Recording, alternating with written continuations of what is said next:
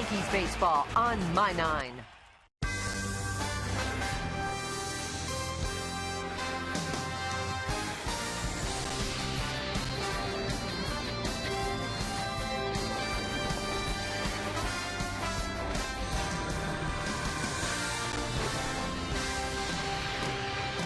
It is a beautiful evening here in New York City for the second game of a day-night doubleheader. Big crowd is expected as this crowd will span the generation gap. It is time for baseball as My 9 presents New York Yankees baseball. It's the New York Yankees against the Los Angeles Dodgers in the second game of a two-game set from Yankee Stadium in the Bronx, New York. Hello, everybody, and welcome to Yankees baseball, along with Al Leiter and David Cohn. I'm Michael Kay. This is the night portion of a day-night doubleheader. In the first game, the Yankees won 6-4. Hiroki Kuroda got the win, Mariano Rivera got the save, and the big hits came off the bat of Ichiro Suzuki. Yeah, he's starting to heat up. If you think about Ichiro, kind of slow started this year, but actually, he's only 55 hits away from 4,000 total in his career when you combine his Japanese numbers and his USA numbers. But that was a big clutch hit that drove in a couple of runs late in the game. And another thing Ichiro can do, he can beat you with his glove. An outstanding play there to save the Yankees. So Ichiro can do it on the base pass, he can do it with the bat, and he can do it with the glove. Outstanding performance by him as the Yankees win 6-4. They try to sweep, and here's tonight's pitching matchup brought to you by Mazda.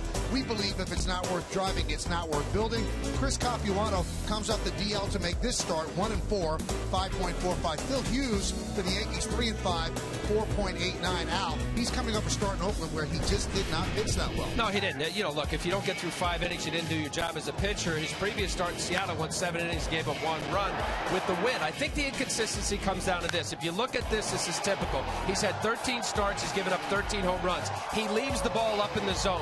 When he's down and he's effective with his off-speed pitches, curveballs and sliders, when they're up, it's not a good result. I think it's a matter of him getting the ball into areas in which he's trying to throw. The 5 walks is too high. Now let's take a look at the numbers and compare them to last year. They're not that different, except for the record. 4 fewer wins, but the ERA is about the same. Innings, walks, strikeouts, opponent's batting average against. He's got to straighten things out to try to pick up a win tonight.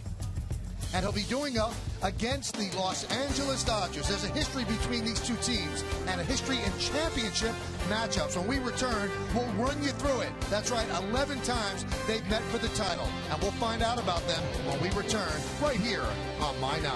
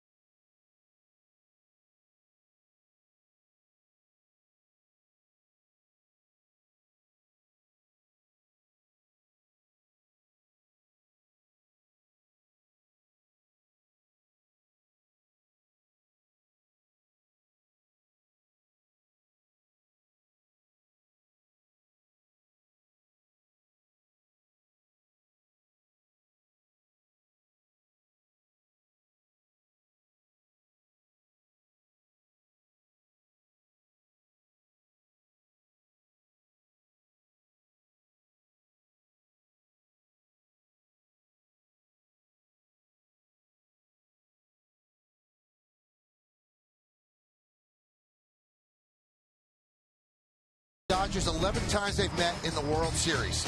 1941-53, the Yankees beat the Dodgers in all 5 of those World Series matchups. In 55, the Dodgers finally win their only Brooklyn World title. Yankees came back in 56 to win, and Don Larson with the perfect game in that one. Then we moved to LA in 63. Drysdale and Koufax helped sweep the Yankees. Then we moved to the 70s, 77 and 78. Yankees go back-to-back against the Dodgers. Gehrig with the 3 home runs in 77. Then in 1981, the year of Fernando Mania, the Dodgers win in 6, the last time they have been here in the Bronx. Phew! What a history between the Yankees and the Dodgers. That was a real Subway Series. Subway rolling through right now to take you to the ballpark. Yankees, lineups, first pitch, baseball next on My 9.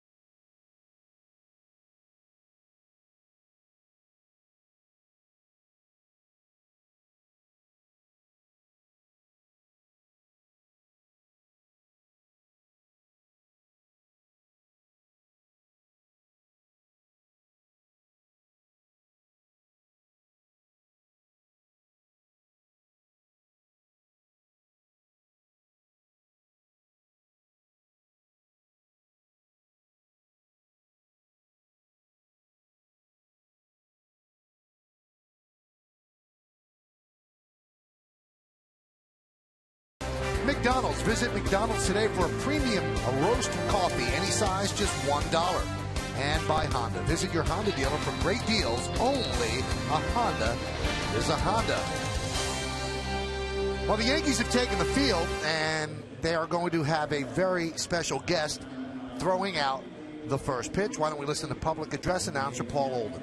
2011, a 10-time NBA All-Star, 9-time All-NBA first-team selection, and a 2-time Olympic gold medalist. In 2002 and 2003, he led the then New Jersey Nets to the NBA Finals for the first 2 times in the franchise's history. And last week, just days after announcing his retirement as a player, he was named the head coach of the Brooklyn Nets. Ladies and gentlemen, please welcome Jason Kidd and his son, Chance.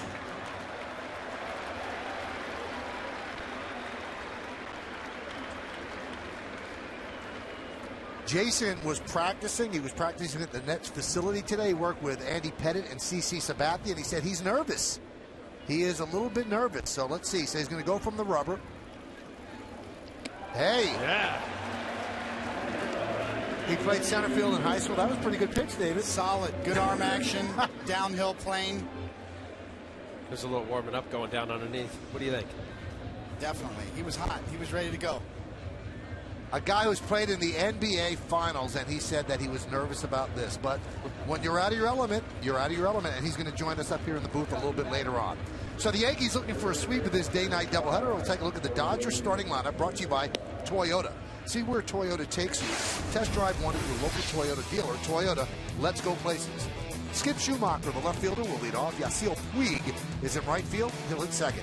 Batting third, DHing Adrian Gonzalez. Hanley Ramirez, the shortstop, cleans up. Batting fifth, the center fielder Andre Ethier. Jerry Hairston Jr. at first base will bat sixth.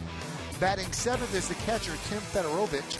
And Luis Cruz at third base will bat eighth. And batting ninth, the second baseman Mark Ellis. Phil Hughes on the mound. He'll be making his 14th start of the year. 26-year-old right-hander. Last start, not so good in Oakland. It's kind of been Jekyll and Hyde this year. The ERA's had some no decisions where he probably deserved to win. That ERA getting close to 5.0. You don't want that. Let's take a look at his scouting report. Brought to you by Audi. Truth in engineering. Fly ball pitcher. 70% of the balls in play against him go airborne. The league average is 54%. He leaves the ball up in the zone, fly balls. Bad at home. That's the next segue to this. 1-3 this year with a 6.52 ERA in 6 starts. He's given up 29 home runs over the last 2 seasons here at the stadium. And 2 strikes. Interesting. He's 11 home runs he's given up after going 0-2. And since 2012 season, he's had 124 2-strike pitches fouled off to stay alive. there's been a situation with him that put away pitch at times just hasn't been consistent. And that builds up his pitch count, and that's why he's sometimes out of there in the 5th or 6th inning. So the Yankees won the first game 6-4. Hiroki Kuroda got the win. Hughes is ready. Schumacher's ready. Let's do it again here in the Bronx. The first pitch is outside, and we are underway.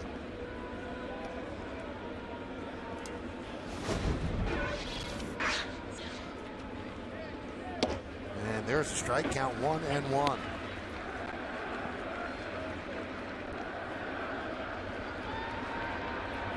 In the first game, the bleacher creatures actually included Don Mattingly in their roll call, and he tipped his cap.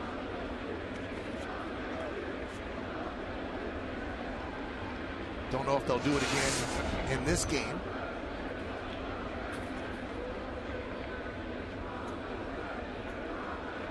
The 1-2 lined into left field. It's a base hit. Leadoff single for Schumacher. Schumacher had a couple good at-bats. He was 1 for 4 in the first game, batting 7. Don Mattingly, Mark McGuire, the hitting coach, likes Skip Schumacher. He was with the Cardinals, getting a chance to start. Gritty type gamer player.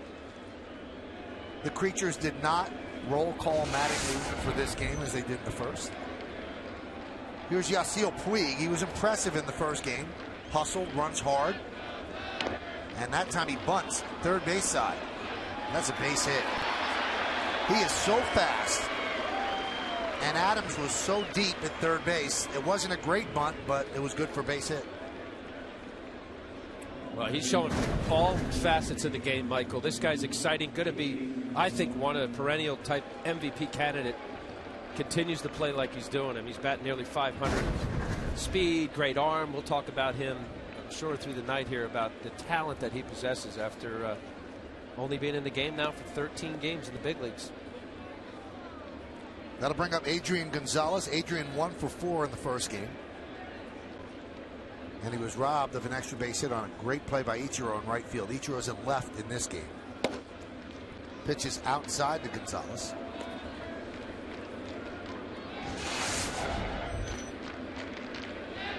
Decent numbers on a team that's 11 games under 500. Dodgers 29-40 after the loss this afternoon. Yeah, there's no doubt about it. This team, it's probably the most disappointing of any team in baseball. I guess you throw in the Anaheim Angels when you talk about that. You bring in high payroll. They've added a lot of players that make a lot of money and just haven't been able to gel. Having injury issues.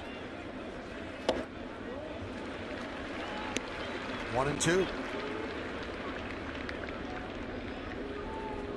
Gonzalez came to the Dodgers last year in the mega deal with the Red Sox, where the Red Sox dumped so much salary on the Dodgers. And that allowed the Red Sox to hit the reset button and rebuild their team, and they're in first place in the AL East. The 1-2. There's a base hit to right center field. Schumacher rounds third. He'll score easily. Neal comes up and flips it into Cano. Moving to third is Puig. It's an RBI single for Gonzalez, and it is 1-0 Dodgers. Let's check out the Yankee defense behind Phil Hughes in the outfield. Suzuki's in left, Gardner in center, and Neal over and right. Third to first, Adams, Nix, Cano, and Overbay. Romine behind the plate, and Phil Hughes is on the mound. Now with Puig on third, it does bear noting the arms in the outfield. Ichiro has a very good arm in left. Gardner, a very good arm for a center fielder. And from what we've seen of Thomas Neal, he does not have a good arm in right at all. It looks like he struggles to get the ball into second base. So a medium range fly ball should be able to get Puig home. Hanley Ramirez takes low. Ramirez 4 for 4 in the first game. And in his last at bat, rocket line drive home run to left field. Off of Preston Claiborne. And boy, Preston been good up until the outing earlier today.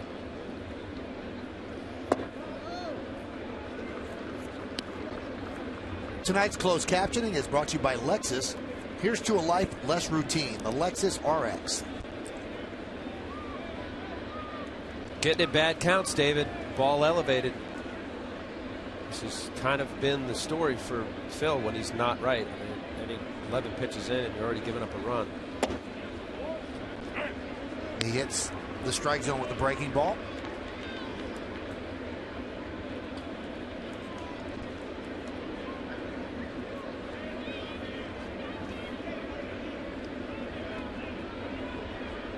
There's no doubt that Hanley Ramirez, when he's right, is one of the most talented players in the game, which is the reason why the Dodgers went after him in the first place. There's a base hit to right field. Puig scores easily. Gonzalez moves to second. It's an RBI single for Ramirez. And now it's 2-0 LA. And Larry Rothschild quickly out of the Yankee dugout.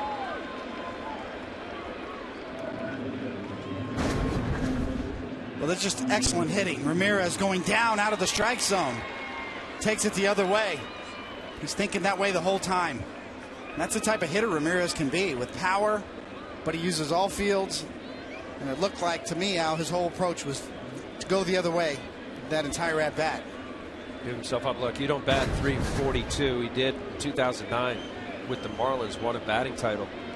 He had a window with the Marlins from 07 through 2010. Very solid. One of the better players in the game.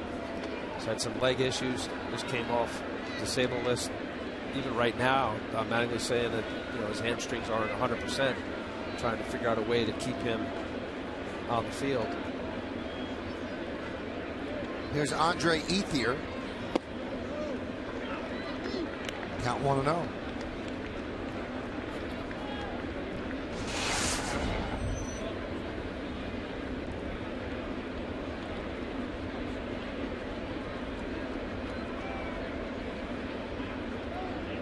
Ethier 0 for 2 in the first game with 2 walks. Strike. Rob Drake is the home plate umpire.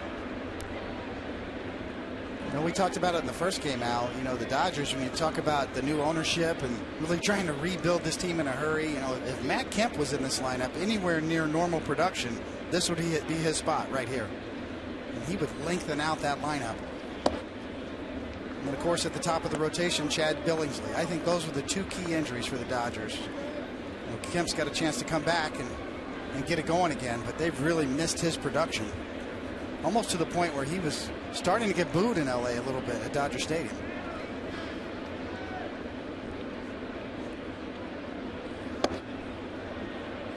Count 3-1, 1 pitch away from loading the bases. Yeah, Phil Hughes right there. You can see him mumbling something. You not get a pitch like that down the zone. Or talking about when Phil Hughes gets in trouble. Rob Drake, the home plate umpire, that might have been just a smidge low. This would be a good shot right here. Is this knee high? Borderline. 3-1. Fly ball left field. Suzuki for the first out. New York Yankees baseball is broadcast in Spanish. It's available by hitting the SAP button on your television. SAP is brought to you by Toyota. See where Toyota takes you. Test drive one at your local Toyota dealer. Toyota, let's go places. You throw in there's no doubt about it. The injuries to the Dodgers have cost them, just like it's cost the Yankees, except the Yankees have been able to get key hits, nice starting pitching, good bullpen. Difference, Dodgers also, Coney, the bullpen for the Dodgers this year has not been the same. Last year was Belisario, Kenley Jansen to Brandon Lee. They have not been the same. We saw Belisario have a situation earlier in this game. It was a difference in the game. A little 15-foot, or the previous game. I said this game earlier today by Vernon Wells, and cost him 2 runs. He threw a ball away.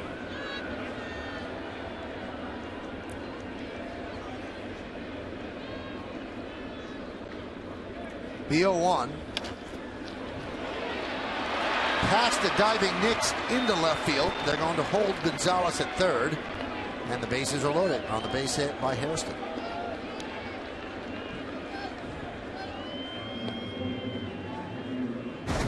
Jerry Hairston Jr.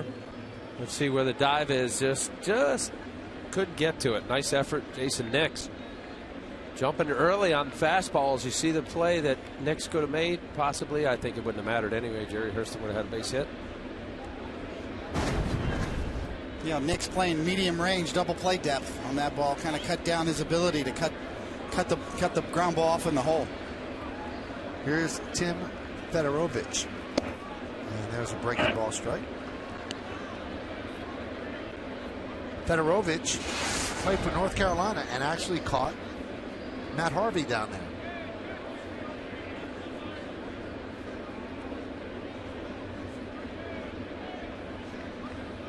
His nickname with the Dodgers is FedEx, and the reason for that is he's a package that goes back and forth to AAA. 3 trips so far this year.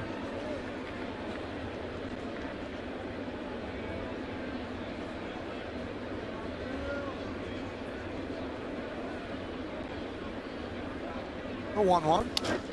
Let's see if they can turn 2 here. There's 1, and there's 2. They got the double play they needed. But the Dodgers scored 2 runs on 5 hits, no errors, and 2 men left on base. Dodgers 2, and the Yankees coming to bat.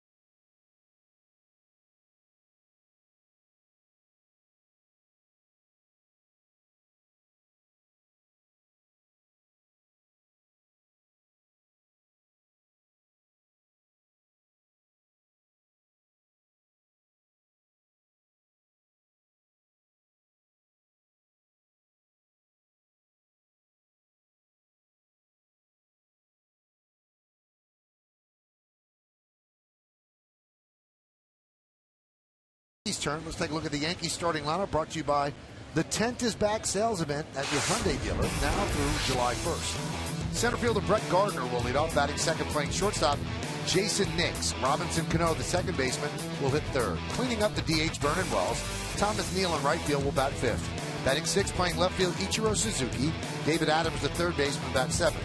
The number 8 hitter is the first baseman, Lyle Overbay, and Austin Romine is going to catch, and he's going to bat ninth.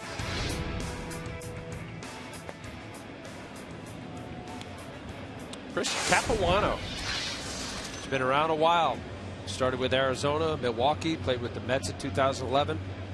Had a strained lat. He was on the disabled list. You see the high ERA, 5.45. He's been in 6 games. 2 of them have been relief.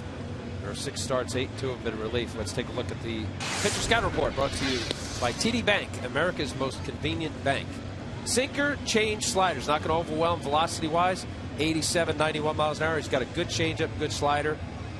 This guy was an All-Star in 2006, won 18 games in 2005 for the Milwaukee Brewers. Had some surgeries. Valedictorian, that's right, North Springfield High School, Massachusetts. He's valedictorian, got a scholarship to Duke, got his engineering degree. That's right, David.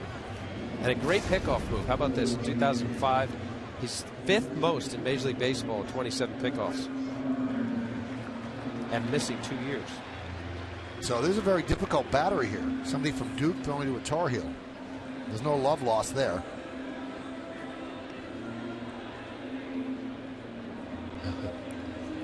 Duke not known for their baseball. Brett Gardner will lead it off.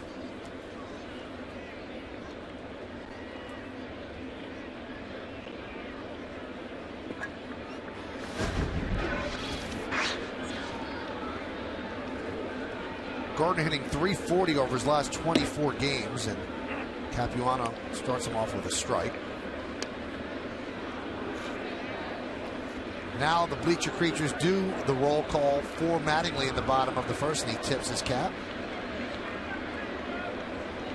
So they waited till the bottom of the first. And there's a strike. 0-2.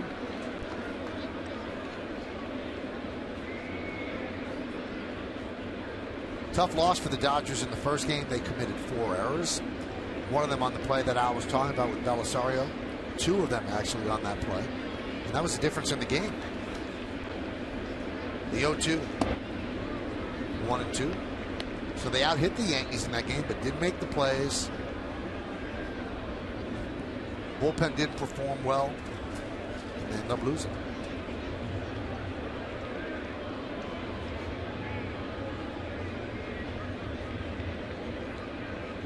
And the 1-2 pitch.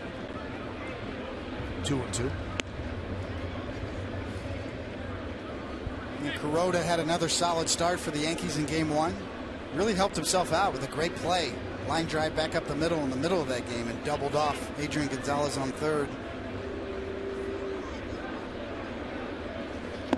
Swing and a miss. Gardner down on strikes. I want to check out the Dodger defense behind Capuano. In the outfield, Schumacher, Ethier, and Puig. Infield, it's Cruz, Ramirez, Ellis, and Hairston Jr. Peterovich is behind the plate. Capuano is on the mound.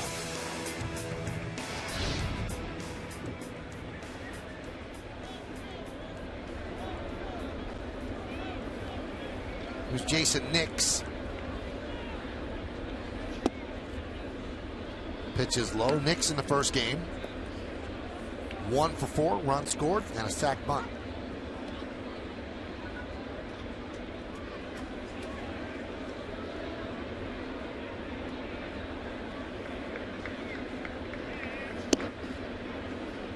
Count 2-0. I think there's no question that Jason Nix is making the best of his opportunity. With the injuries filled in nicely, more than adequate at short. Third base as well, super utility.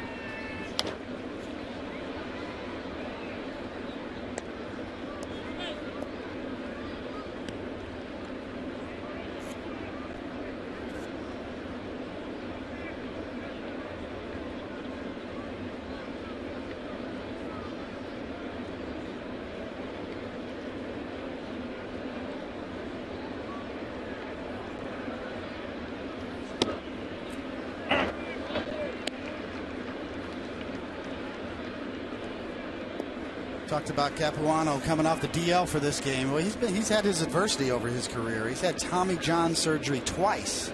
First time in 2002, and then again in 08. He missed all of 08 and 09. A lot of people, they talk about Tommy John surgery. They don't think there's any risk. A lot of jokes out there. Hey, let me get Tommy John. Guys come back throwing harder. It's perceived to be a relatively easy procedure, but that's not the case. There's still risk involved with any surgery, and Tommy John surgery as well. And Capuano had to go in twice. High fly ball. Center field. Ethier puts it away.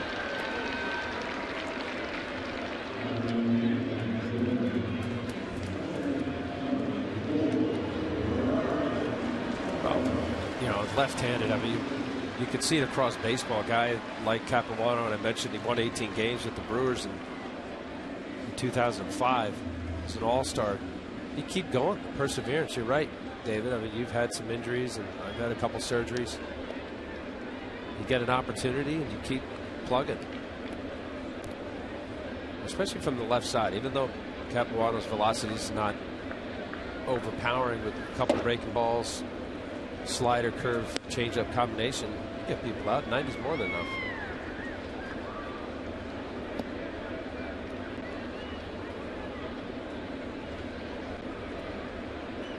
The 1-0.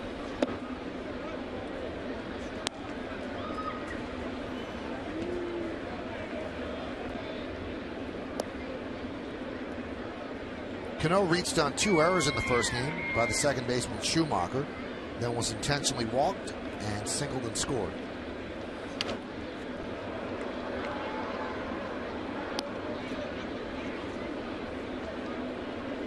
See Robbie Cano there in a 2-0 fastball count, kind of late there, Al. It looked like I don't know if he's maybe a little late reacting, but if there's one thing to anticipate a fastball in a 2-0 count and be ready for it, and it looked like he just wasn't quite ready.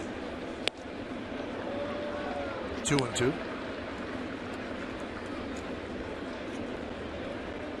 Well, he struggled of late going into the game earlier. There's a batting average close to 200 in his last 16 games.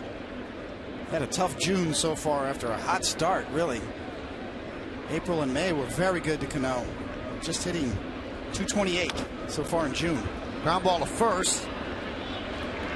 And Capuano is at the bag to receive the throw from Hairston. Yankees go down in order 1-2-3. We're going to second. 2-0 Dodgers.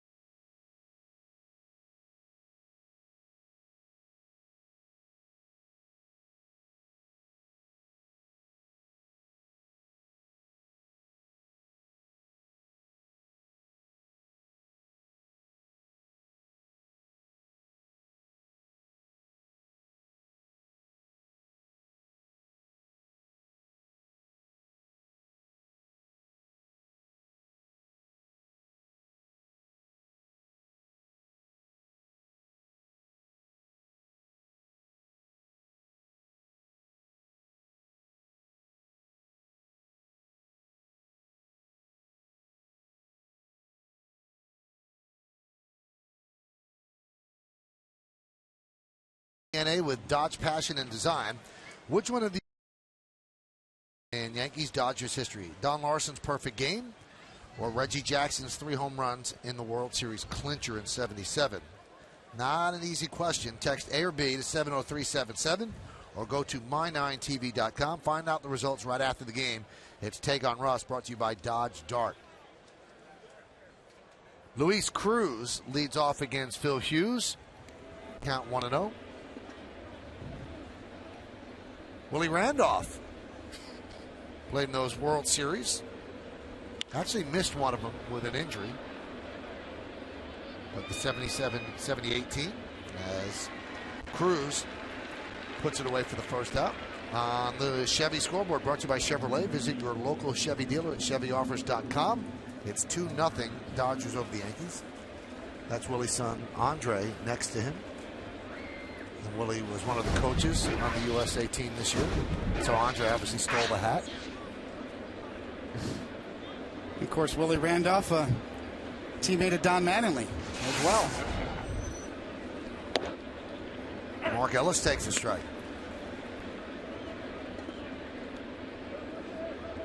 I think that was the year, 1985, the Yankees, George Steinbrenner signed Ricky Henderson and put him in the leadoff hole in 1985, and Willie Randolph moved to the 2 hole after being a leadoff hitter. And that combination just worked wonders, and Donnie Mattingly just cleaned up. Had 145 RBIs that year. It was the most since Ted Williams. Talking about 1985, Donnie Mattingly. What a year he had. 324, 35 homers, and 145 RBIs, the most since Ted Williams in 1949. And Willie Randolph batting right in front of him. And Ricky Henderson, the free agent, leading off. Fly ball, center field. Gardner drifts back. No RBIs for Winfield. Guess Winnie was probably behind him, right? Don Baylor was in that lineup. Yeah, it was Dave Winfield and Don Mattingly who went down to the last day of 1984 season for the batting title. Or rather, it was a trade for Rickey Henderson rather than free agent. George Steinbrenner coveted Rickey Henderson and made a big trade to bring him in rather than free agency. It was a Jose Reyes trade. Or Jose Rio. Jose Rio, yes, a young flamethrower. But it was 1984 where Winfield and Mattingly came down to the last day of the season. 1-2 in the batting race. And Mattingly, I think, got 4 hits the last day to win the batting title. So he and Dave Winfield 1-2 in the batting race in 1984.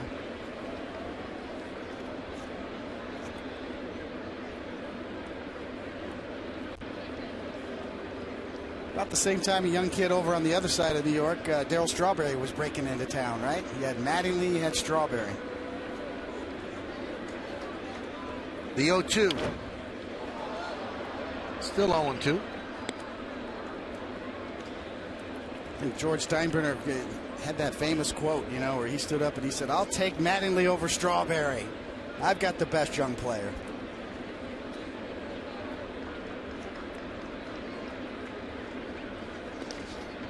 Pitch gets away from Romine.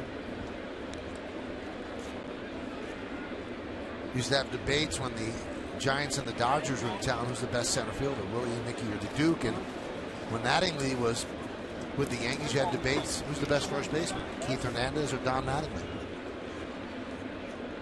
A lot of gold gloves between the two of them. Two of the best of all time at their position. Donnie at 9. Just absolutely command infield practices during spring training. Base hit up the middle for Schumacher. He's 2 for 2 against Hughes. You coined it, right, Michael? I think I did. Donnie Baseball? Donnie Baseball. Although Don says it was Kirby Puckett. Yeah, he's wrong. Donnie's wrong. I think Kirby might. If you could find any mention of the phrase Donnie Baseball before I wrote it in the New York Post, then you'll win. He said, Don Mattingly told me at a Ken Kaiser dinner in 1985, Kirby was there as well, and he referred to him as Donnie Baseball. Who are you going to believe, Donnie or me? I'm telling you, I'm going to believe it from the horse's mouth. That's what he told me. When I used to sit here as a fan, me and my friends would call him Donnie Baseball. So then when I became a writer, I referred to him as Donnie Baseball, playing off Teddy Ballgame, Ted Williams' nickname. Yeah, but in '85, you were covering like high school basketball, weren't you? What's wrong with that? No, when was the first year you were? What was the timeline there? I started covering the Yankees full-time in '87 and part-time in '86. Well, Kirby Puckett obviously read the New York Post, right, Mike? That's what I'm trying to say, but Al would choose to believe Donnie.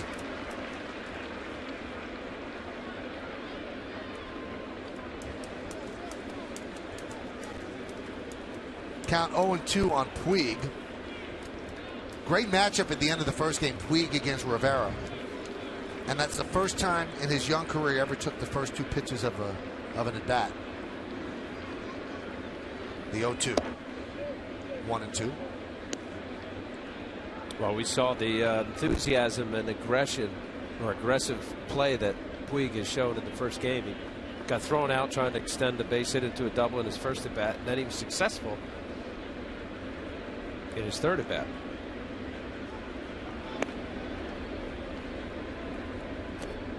Actually, it was his fourth at bat leading off this 8th inning. There's a resume on young Mr. Puig. 7-year, $42 million deal with the Dodgers. Well, he is electric. Just full of excitement. You just can't take your eyes off of him. Whether he's playing the outfield and going to make a throw, whether he's running the bases. And, of course, a tremendous pop in his bat. And, the impressive part to me, Al, is his opposite field power. He looks like he could just drive the ball the other way. And already has shown that ability. Well, he's off the plate, and he actually likes the ball out over the plate, as you say, David. He wants to drive it to right field. Nice slider. He strikes out against Hughes. So nice bounce back inning for the Yankee right-hander. The Dodgers strand one. We go to the bottom of the second. Vernon Wells will lead it off.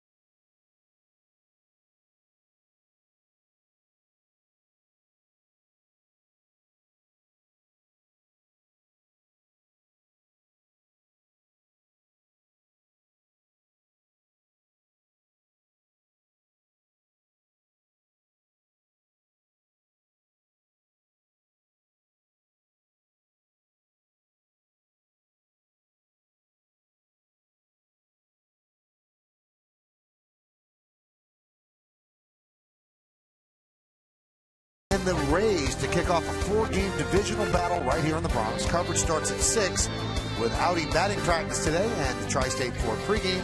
It's only on Yes.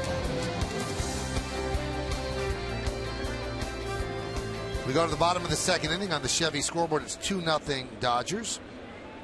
We have an Paul O'Neill sighting. Is he coming in? Is that he will be here. He is scheduled to appear, and he'll appear in the Old Timers game as well.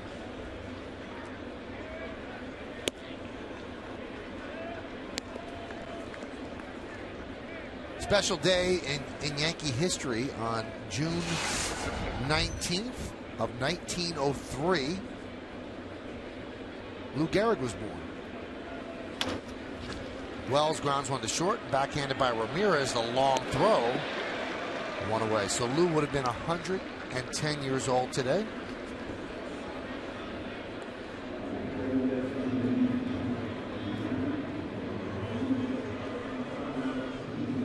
And that is our day in Yankee history, brought to you in part by Infinity, luxury cars that deliver inspired performance. He would play in 2,130 consecutive games for the Yankees between 25 and 39. He passed away in 41. His number 4 retired forever with the New York Yankees. Yeah, legend had it. Lou Gehrig, growing up, used to swim across the Hudson River. Really? For training, yeah. That was the story. How strong what a strong man. But yeah, swim all the way across the Hudson River and back for training.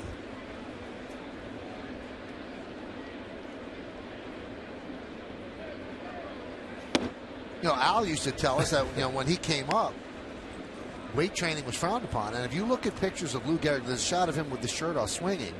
He looks like a guy who was lifting weights and was into weight training back then. He was an amazingly strong man, nicknamed the Iron Horse. I mean, we're not going back that far. With what? 1987 with Billy Martin. But I'm sure. But Billy got it from his generation. I got it from another generation. No doubt about it. But if you look at Lou Gehrig, he was heavily muscled back in the 1920s.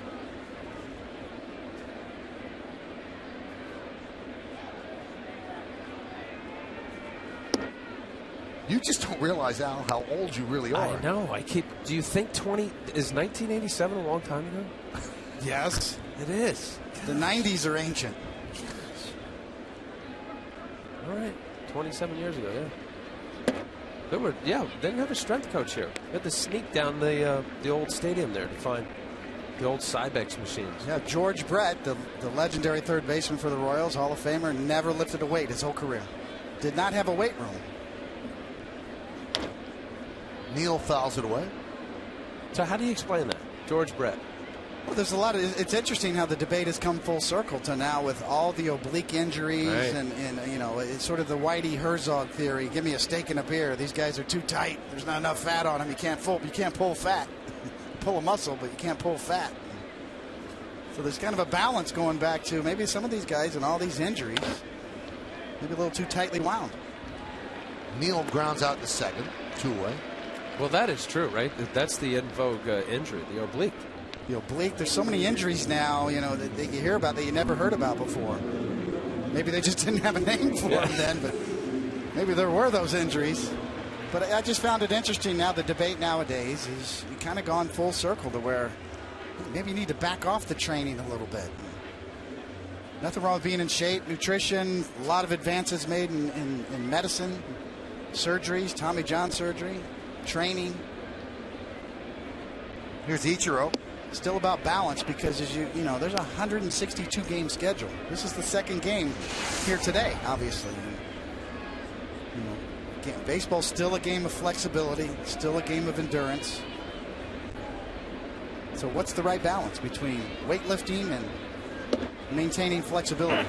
But I could see once upon a time when weightlifting was not thought as a good idea. Now you go in here, and if you're not that guy, and you're just as you're describing, oh, he doesn't work hard. Maybe he doesn't, you know, he's dogging it. Why aren't you coming in the weight room? You need to lift. So culturally, you're just compelled to do it. You know, everybody else is doing it. Okay, I'll do it. You know, I will say this, that George Steinbrenner, the late owner, was one of the most progressive owners in that category. I mean, we had Olympic nutritionists that came and talked to us every spring, the best of the best. If he found some guru out there, he would find them, have them come and talk to the team. So just another area where he was ahead of the curve. Ichiro fouls that one off. Last 6 games, Ichiro 10 for his last 22. 4 of the last 6 games have been multi-hit games for him. I mean, did it not show Ichiro's ability? Pulls a fastball down and in for his 3rd home run of the year, and then a little slider, flares one to left on purpose. Wasn't an excuse me swing. Showed every facet right there of Ichiro's swing. Count levels in 2-2. We mentioned it in the open about Ichiro and his overall numbers in his career, you know, and it kind of jumped at me, but he's 55 hits short of 4,000. Obviously combining his Japanese numbers, the Japanese professional league over there, and what he's done here as well. Just a remarkable career he's had and still going.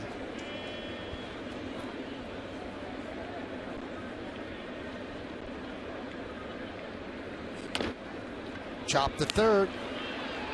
Cruz just gets Ichiro for the final out. So Capuano is perfect through 2, 6 up, 6 down. We go to the 3rd, 2-0 Dodgers.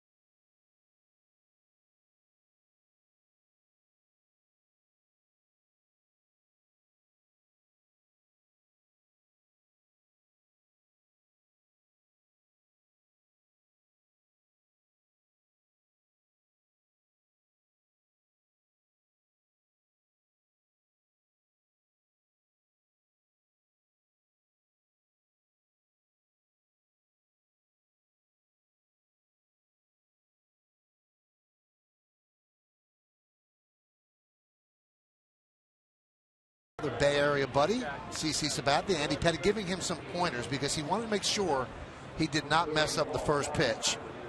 And I think those guys gave you the right information. Jason joins us now. Jason, David Cohn said you had nice movement, downhill plane, and you threw a strike. I tried to throw a cutter. Do I sound like I know what I'm talking about? Just keep going. Cutters, change-ups, good arm speed. Maybe that was a change-up. That was like a warm-up pitch. But did you warm up underneath? I did. I threw a couple balls underneath. This is a strike. It's a bullet. Well, you know, it's like throwing an assist, throwing the ball. I want you to shoot it. You got to catch and shoot, and that's all I thought the catcher was. Gonzalez with a pop-up. Adams, a run toward the stands. He runs out of room. Now, Jason is the new head coach of the Brooklyn Nets. And, Jason, you could look to your left and look to your right. These are two guys that said, hey, being a broadcaster is easier than actually going into coaching. Why'd you decide to do this? You could have done anything you wanted. Well, they got the job. See, I can't take their job, so I had to go what's next, and that was coach. And I thought, you know, being able to get back to the game is one thing. The game has been great to me, so I just want to share my experiences with the guys that I'll be coaching and hopefully put them in a position to be successful. Gonzalez wraps one to right center. Neal dives. He can't make the play. It squirts under him, and Gardner backing up as Gonzalez gets himself a double. That's his second hit of the evening. Jason, any trepidation going right from the game to being a coach? I'm excited. I know this is something new, but I'm looking forward to the challenge. Just as a basketball player, the challenge of trying to get better, I'm looking at it the same way as a coach. How the last few years, was it something in you to say, hey, I might want to do this? Like, was this just like a light switch turned on? Well, you know, talking to Andy, I appreciate his age, playing at the level, so that was a factor. I knew that I was getting older and I was not getting quicker, so I wanted to prepare what was going to happen after basketball, and coaching was something I started to look into. Now, you had a pretty good year with the Knicks, and you had 2 years left on your contract, and the guy to your left, David Cohn, once told me they're going to have to tear the uniform off me in order to get me to retire. They didn't have to tear it off you. No, they didn't have to tear it. That was my thought process, too. I felt, hey, they're going to have to take it off or tell me that there's no uniform in the locker. Hanley Ramirez with a fly ball to right center. Long run for Gardner. Tagging up is Gonzalez. The throw comes at third, and he is in there. So Ramirez with a long fly ball. The Yankees finally retire him. He was 5 for 5 today. You think you're going to miss it, playing? I'll probably miss it a little bit, but now I'm more focused on becoming a coach. Mm-hmm. You know, I'm talking about I'm excited. So my uniform won't be under my suit, and I won't get out there and practice with the guys. So I think that'll help me. You really won't practice? I mean, you can still play. You could help them practicing. No, I'm going to leave that to them. They're the player. I'm the coach. I might get in some shooting drills, but there won't be any running. And there's the resume of Jason Kidd, the new head coach of the Nets, their 18th head coach in their history, and he led the Nets to their only 2 NBA Finals when he was with the New Jersey Nets, and now the team is the hip team, the Brooklyn Nets. You got the logo on? It is a hip team. It's a hot team. I thought the move to Brooklyn, I wish I was still on the team when they were doing that, but I'm excited. You know, Brooklyn is a hard place to play, and I'm looking forward to it. Yankees have the infield in, 0-1 count on Andre Ethier, runner at third. Ball fouled away. Now, Jason, when you saw that resume, you know, and you look back on your playing career, I know that you're jumping right into the coaching. Have you had time to put your playing career into perspective, or any of those highlights, a couple of top highlights of your playing career? Well, I'll have plenty of time to look at that, especially if guys aren't making shots. I can look at what I did. But I think the biggest thing for me, the things that stand out, is winning a championship and the 2 gold medals. All the stats, everything else, I can care less about. Now, there's always been a concern in professional sports, and in baseball, we think about Ted Williams. You're one of the greatest that ever played your position. Sometimes great players get disgusted when players can't do what they did. Do you think that might be a problem because you saw the game differently than most? No, I'm looking at it as a positive, and being able to maybe share that different angle, that camera angle, that maybe I do see it a little bit differently, and guys might not be thinking that way. So I'm looking forward to sharing that information with them. But at the same time, they have to go with what they see. And again, I'm going to try to put them in position to be successful, but have fun and let them be who they are. You know, I can't go out there and shoot or pass or put the ball in the basket. So I'm looking forward to this. 1-2 to Ethier is low. You think by being an active player right up to this year will help you deal with the present player? You know, I think there's a divide with old school mentality to, you know, the guys now. I mean, you know, we hear about it often in baseball, how managers have to deal with kid gloves, how they, you know, deal with their players. Well, I think the athlete has changed, and so for me, I think that's a plus, because I just was in the league and I can, you know, relate to guys maybe being tired for 4 and 5 nights. You know, what can you do to make sure your team's prepared? So I'm not looking at that as a negative. I'm actually looking at that as a positive, to be able to relate. And these guys should understand and respect that. Look, he was just in this seat with us, so he knows he's going to put us in a position to be successful, and we trust him. Here's the 2-2 to Ethier. That's going to get a run in, a deep fly ball to right center field, and Gardner cannot make the play. It's going to roll to the wall. Gonzalez scores easily. Ethier will stop at second, and it's now 3-0 LA. So a battle with Ethier, and Hughes loses that battle. Yeah, I want to see where Gardner started out here. You look at Ethier's little changeup up in the zone. Gardner went a long way. Thomas Neal not covering as much ground as perhaps Ichiro. You see where, there it is. Gardner's a little left center. He went a long way. Neal playing right field, a designated hitter in the first game. I think there was enough hang time there. Had Gardner been playing straight up, he may have been able to catch that. So 3-0 Dodgers. Ethier with the ribby, and here's Jerry Hairston Jr. He had a single his first time up. We're talking with the head coach of the Brooklyn Nets, Jason Kidd, here in the booth. Now, Jason, the guy in the Yankee dugout, Joe Girardi, when he took over the Yankees in 2008, there were a lot of players that he had to manage that he actually was teammates with. And I thought that at times that presented some issues. These are guys that used to hang out with, your friends with Darren Williams. Might that be a challenge? I think it's a challenge, but it's also a good challenge, because I have a lot of respect for Darren, and Darren has a lot of respect for me. And again, my whole philosophy right now is that I'm here, hopefully you trust me, I'm putting you in a situation to be successful. And, you know, we'll have one goal in mind, and that's to win the championship. And so that's the only way I'm going into looking at it. You know, friends, there's nothing wrong with being friends outside the job. But when you have a job to do, you have to, you know, hopefully Darren will listen. And, you know, players always think coaches don't know, but hopefully he'll listen. I can put him in a situation to be successful. David Adams with a nice play to save a base hit, maybe a run there for the second out. David Adams going to his left here. Let's see. Had enough time. He was able to get up, collect himself, get his feet underneath, and I like how he just goes over the top. He's got a strong arm. Getting it by a step. All right, here's the important question. Will you be a Pat Riley type of coach? Will you be really well dressed? Are you really going to style? Well, in this market, you have no choice. But I'm not more focused on my style. People ask, am I going to be a screamer, yeller? I'm going to sit down and relax and get my point across to my players. And I feel like I have one of the best seats in the arena, and that's watching these great athletes play the game that we all love. Hey, we'll put that down. We'll remember that. See if like 5 games in. What are we doing? Oh, that's right. I'm going to be calm. I'm going to just sit over. I got to reflect. Let me sit back down. 0-1 count on Fedorovich. Runner at second. 3-0. Dodgers lead. There's a strike. Now, you played baseball in high school, right? You were a center fielder, and you were quite good, I heard. I wasn't good. There was no fly balls came my way, so I guess I was good. How could you? Did you hit well?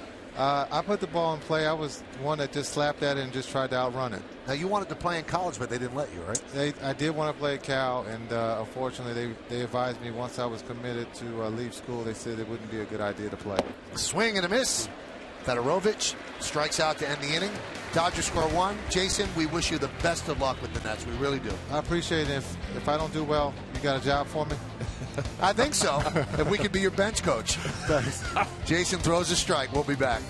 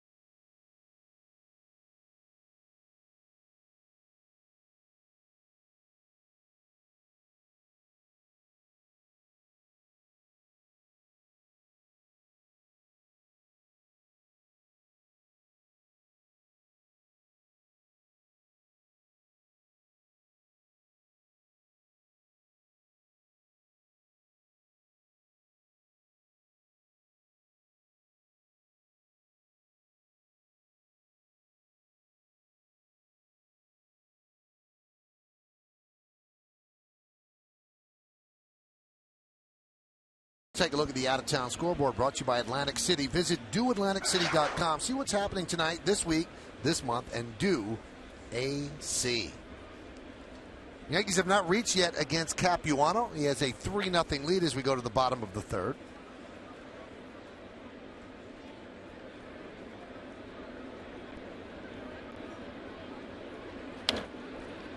Well, the sports world in New York lost a gentleman today, a player for both the Giants and the Jets, won a Super Bowl with the Giants, and that's Dave Jennings. Had a long battle with Parkinson's, and if you ever ran across Dave, one of the nicest men you'd ever meet, and we lost him much too soon today, so our condolences go out to his family. Oh, I agree. I've met Dave and spoke with him a few times. What a gentleman. Absolutely, our condolences.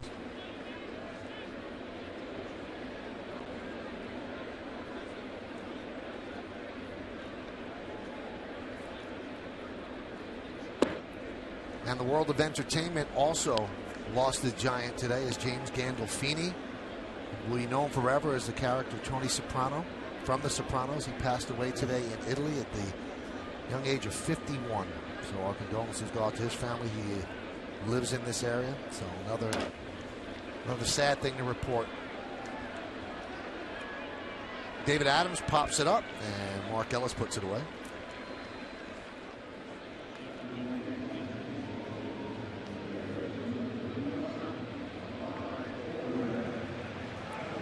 You know, watching the Yankees over the last couple of years, Capuano is the type of pitcher that gives them trouble.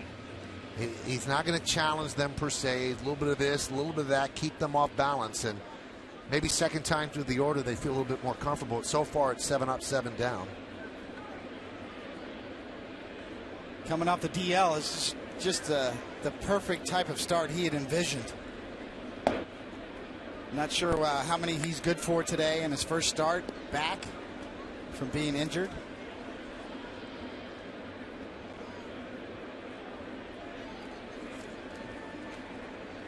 And to make room on the roster for him, they sent down Alex Castellano, who actually started the first game. And he was 0 for 2 in that game.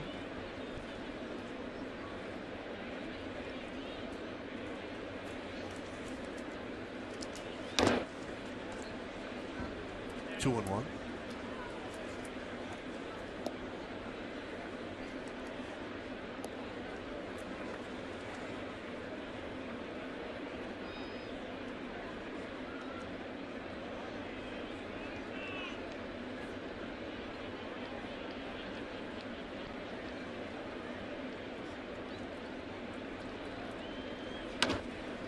Ground ball. Oh, what a play by Ramirez. He sets on the outfield grass, fires, and Overbay beats it out.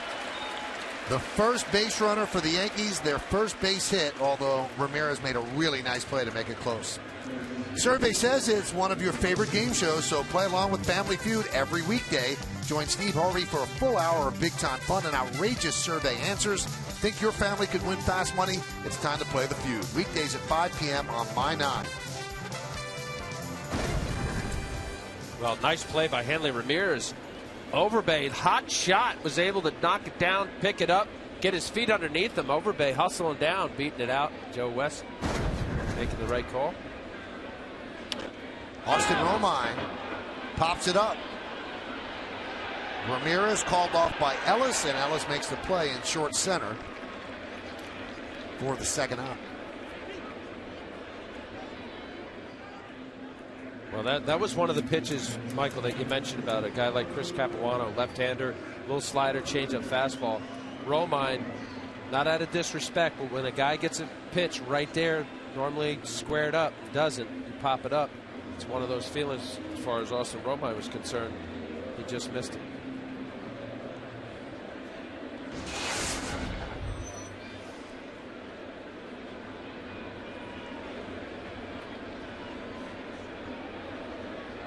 Here's Brett Gardner. You know, you watch Hanley Ramirez at shortstop, and he looks a lot more comfortable there than he did at third, and he was forced to move to third with the Marlins when the Marlins signed Jose Reyes. He did it, wasn't thrilled with it, but you could see he feels more comfortable at shortstop.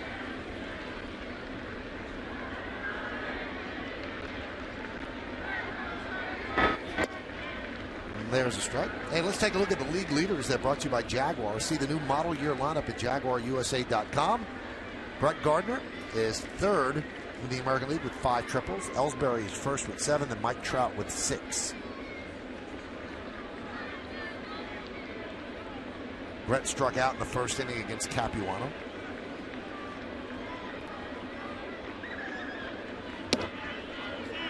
Missed inside. No real sophomore slump for Trout out in Anaheim, right? I mean, he's really followed up that historic year he had last year with just an all-around solid effort again this year so far.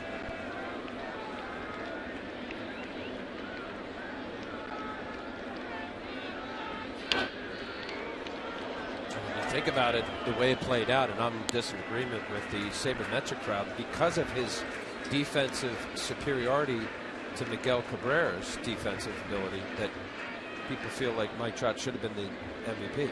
Well, a lot of people do. I think it depends on how much weight you give to some of the defensive metrics nowadays, whether it's a range finder or some of the different defensive metrics that are used out there to gauge. I'm sorry. I mean, a Triple Crown is Triple Crown. I know it's just the title of the batting average, home run, and RBIs, but when that doesn't come around for however many years since Yaz. Before that, what, Teddy Ballgame?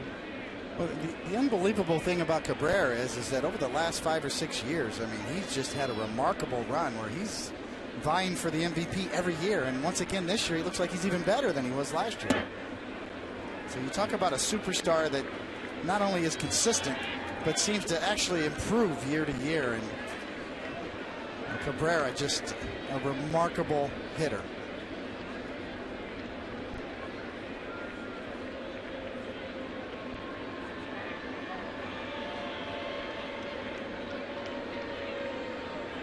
Runner goes. 3-2 is laced into center field. Ethier back, and he'll make the play for the final out of the third. No runs a hit, 1 man left. 3 in the books. 3-0 Dodgers.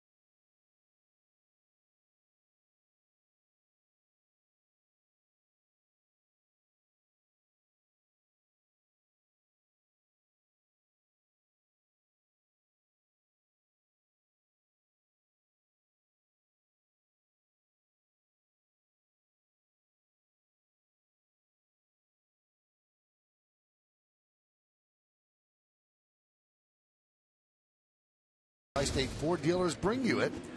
Who won the first ever World Series MVP award? We'll find that out in the bottom of the inning. Yankees and the Dodgers have met in 11 World Series, the most of any 2 teams. Donnie Baseball, unfortunately for him, was not in any of those World Series. And there's a strike.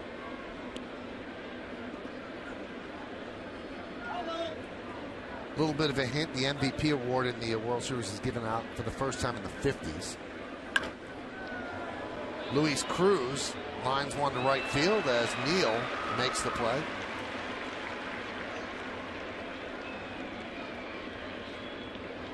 I'll give you a little bit of an offshoot trivia question. So the Yankees and the Dodgers have met the most times in the World Series, any two teams.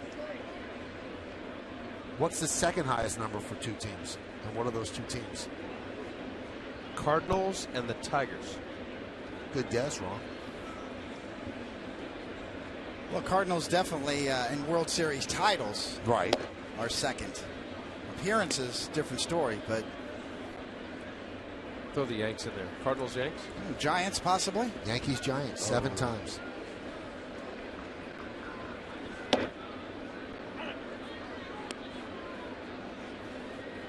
You think about the golden age of baseball in the New York area, and that must have been something. Yankees, Dodgers, Giants. All a subway right away. Here, a walk, right? Or across the river? Exactly. Yeah, even closer.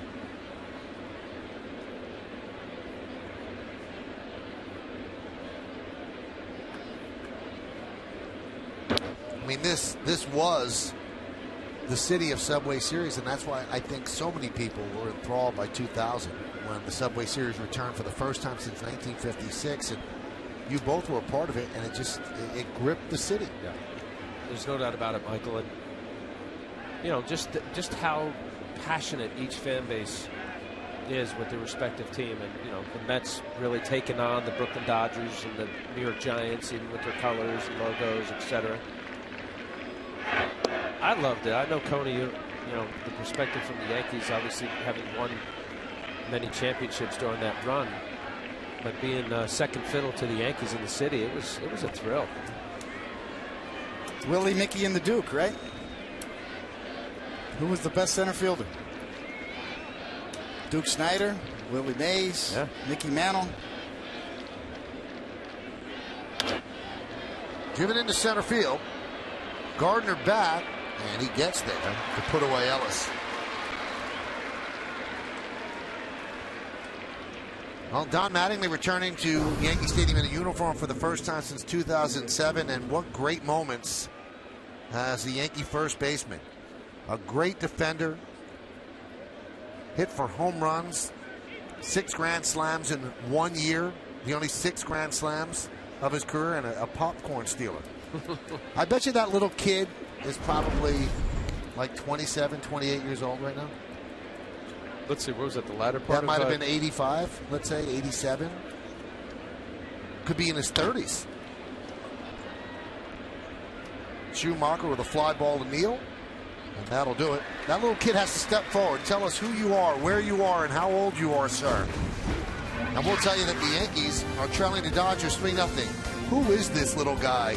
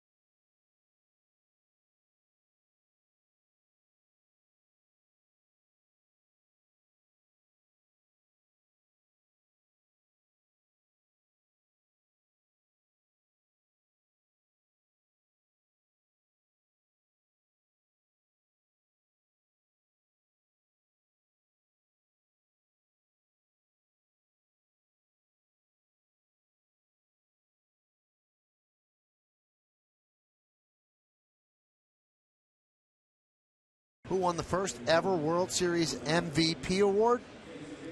You want to guess Yogi? Mickey? Who was it? Yogi. Oh. Johnny Padres. Johnny Padres, great pitcher. Great pitching coach, too. And that's the only championship the Brooklyn Dodgers ever won. Johnny Padres, the circle changeup, one of the grandfathers of that pitch. Taught it to a lot of young pitchers as a pitching coach as well.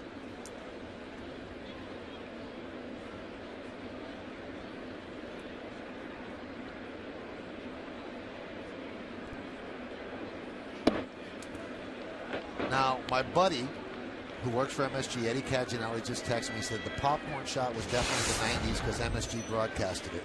So that's about 23 years ago. So the kid might have been 7 or 8 then.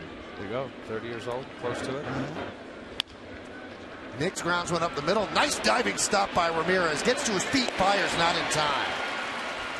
Boy, for a guy who's got questionable hamstrings, he is picking it at shortstop.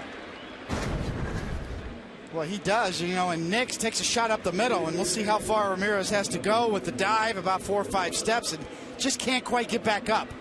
It's not only the dive to get it, it's the pop up to make the throw, and this is where he kind of can't quite get up and get any mustard on that throw at all. And of course, Knicks runs well. Well, you talk about range. I mean, you know, he's getting a little bit older than obviously his years in Florida with the Marlins.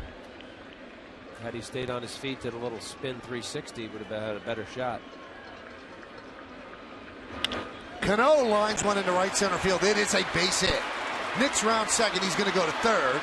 Cano is going to go into second, and he is out. Robinson Cano going for 2, and he is gunned down by Ethier. Wow.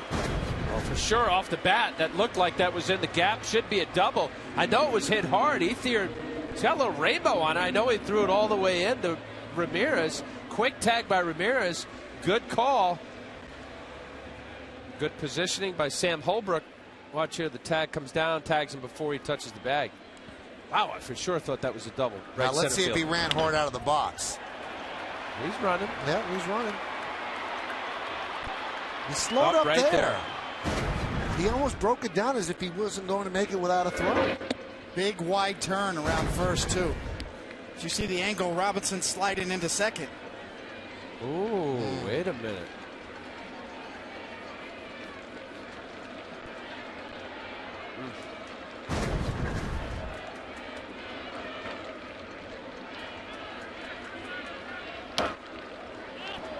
And Wells pops it up. And that's in the Yankee dugout. Regardless, just shocking that there was a play at second base at all. It's the last thing we all anticipated up here, watching that ball almost get into the gap. Yeah, for sure off the bat. That's split the uprights in right center field. Ethier doesn't have a great arm. He's got a good arm.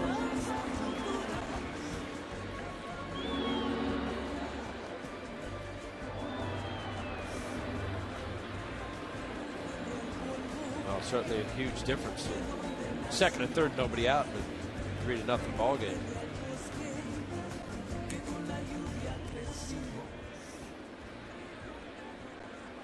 One to Wells. Wells has to get this run in with the infield back and see if he can do it.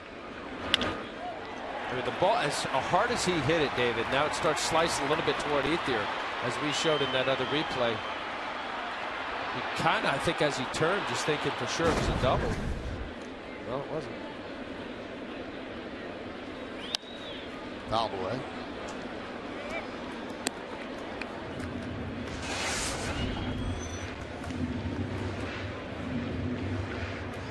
Now this approach right here, Capuano's tried to come in, make a right-handed hitter work to go the opposite way. Right here, productive out. Of course, Vernon Wells would like to get a base hit. Shoot the ball right side. The Dodgers are giving up the run. See where the defense is playing back.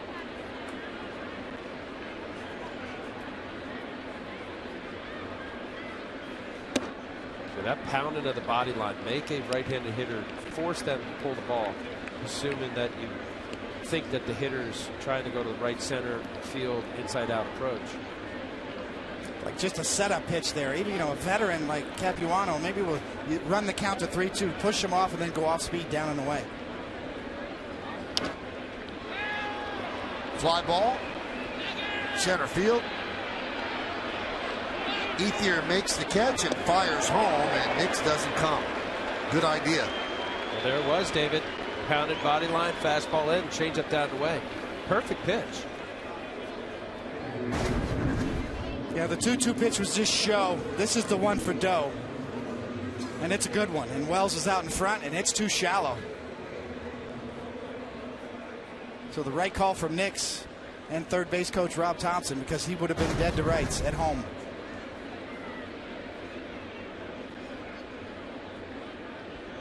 Here's Thomas Neal.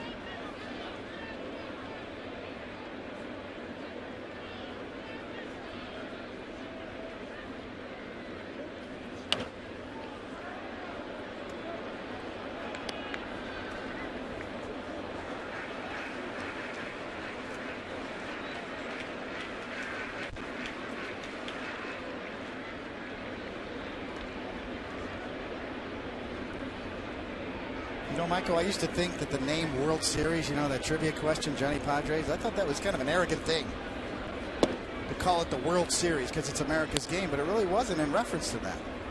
It was in reference to the originally sponsored New York World newspaper. Oh, really? That sponsored the early World Series back in the early part of this last century. Interesting bit of trivia there, but no, it wasn't the World Series. It was sponsored by the New York World newspaper. You being the newspaper guy you know you are, I thought you might like that little bit of information. So if the Post had come up with the money, it would be called the Post Series. The Post Series, that's right.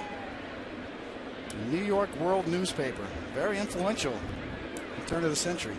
But they were the original sponsors of the World Series, so hence the World Series. 1-2. I did not know that. I didn't either. That was outstanding.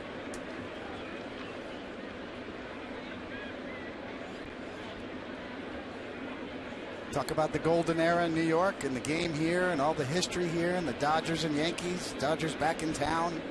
First time since '81. There's just such a rich history of baseball in the New York area. 2-2. Driven out to center field. Ethier back. He'll make the play, so an active fourth inning for Andre Ethier. The Yankees get 2 hits, they strand 1, and we're going to the 5th, 3-0 Dodgers.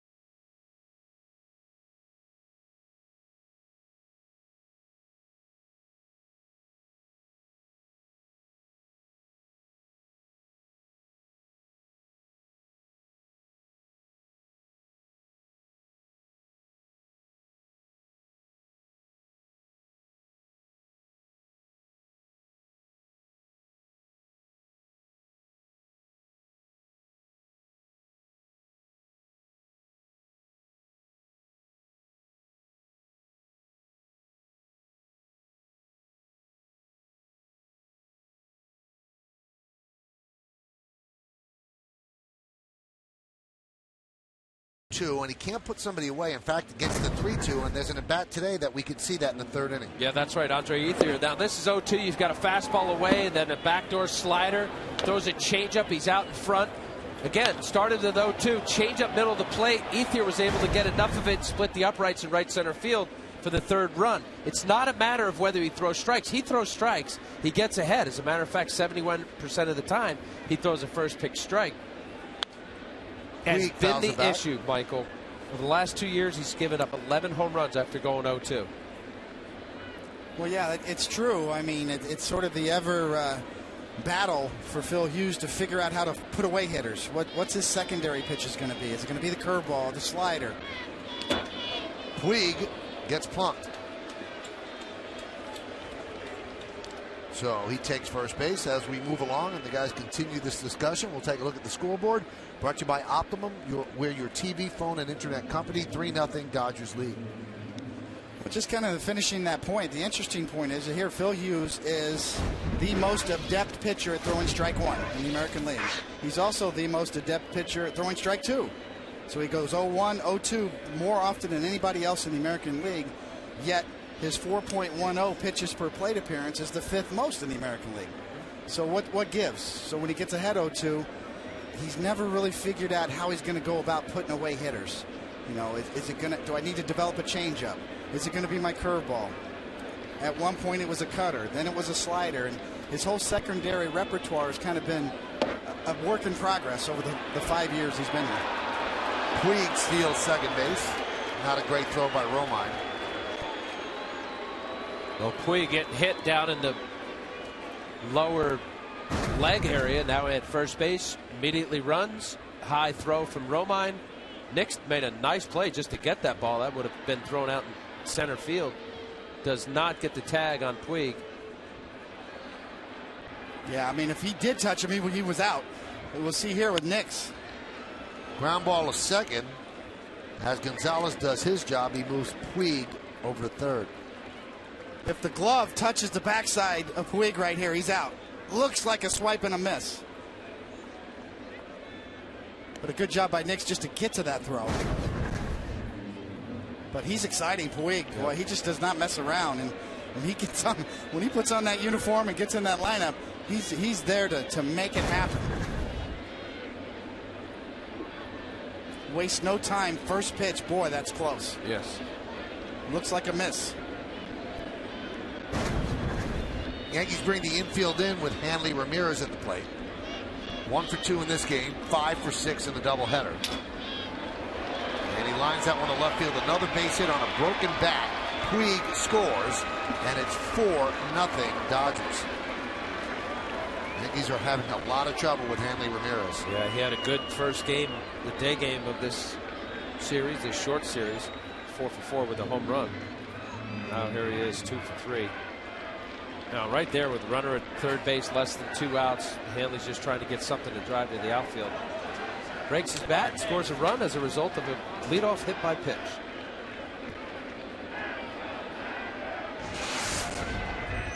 Here's Ethier.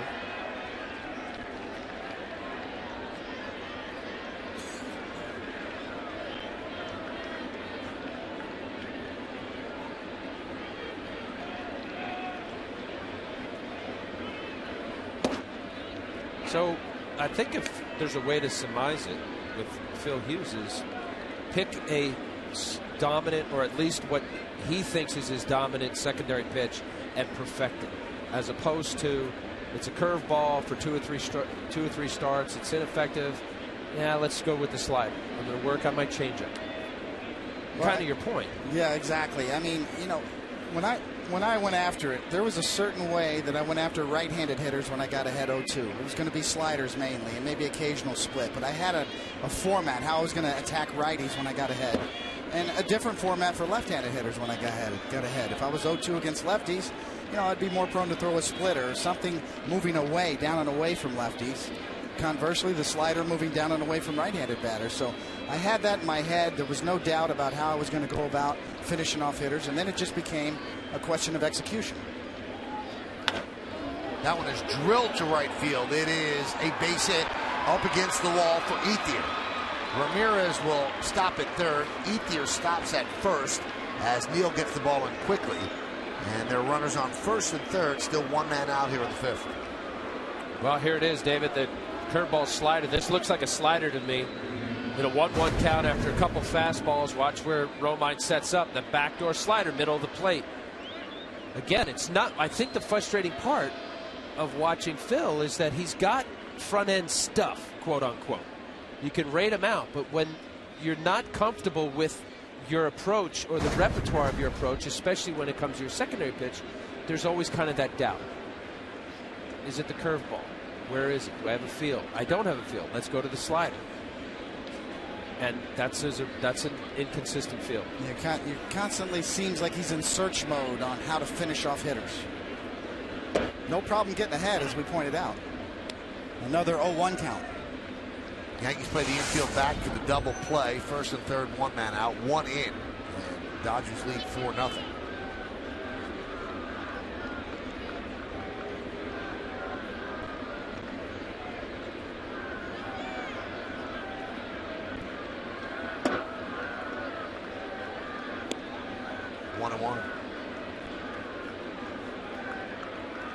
Adam Warren starting to throw. Gave the Yankees 6 shutout innings of that 18-inning loss to the A's in Oakland.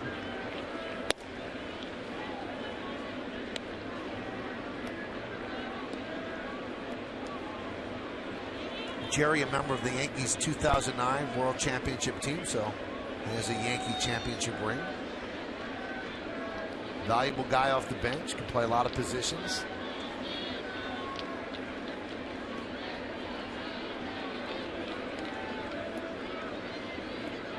This is not a good feeling for Phil.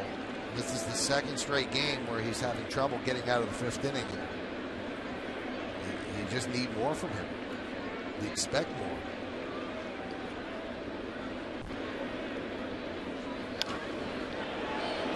Fly ball left field. Tagging is Ramirez. The catch is made by Ichiro. The throw will come into second. A sac fly for Hairston. It's 5-0 LA. Wow, the sky is dusk right now, and Ichiro lost it momentarily. As the sun goes down here at the stadium, tough to pick up off the bat. Watch Ichiro right about there. He's not sure, and then he picks it up.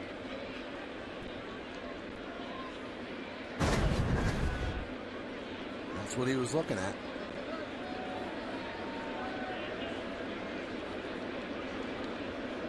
Here's Fedorovich.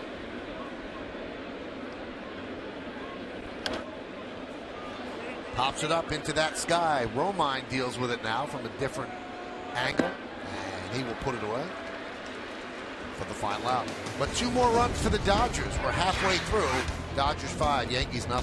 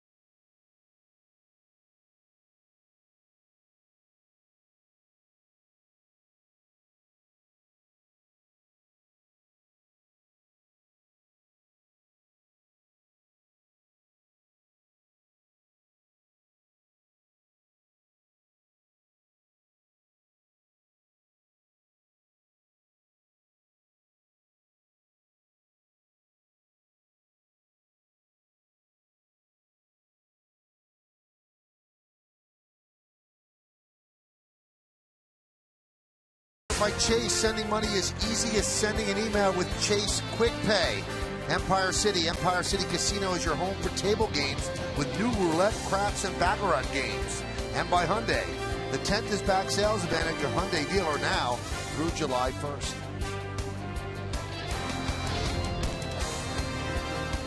David, I just have to tell you that on Twitter, people are debunking your World Series story, say that it is an urban legend and that it has been debunked by the Hall of Fame. Ooh, a little debunking going on. Quite possible. Quite possible. Just a theory. I've never heard it, but I think it sounds like a good story to me. There's a strike. You mean if you read it on the internet, it's not true?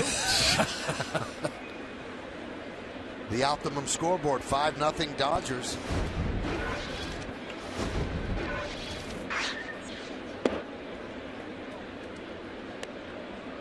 Have to go back to the drawing board, Michael. Well, here's a good example. It's not pompous that it's called the World Series. You have the greatest players in the world playing in this league. Ichiro thrown out at first. Fair enough, no? Well, I think the Dominican Republic might look at their World Baseball Classic Championship as proof that they're the best team in the world right now. But the best players were in that tournament, and the best players are scouted around the world. We saw Ryu, top Korean pitcher. Ichiro going down as one of the greatest hitters on the planet. Comes here, United States, plays in Major League Baseball.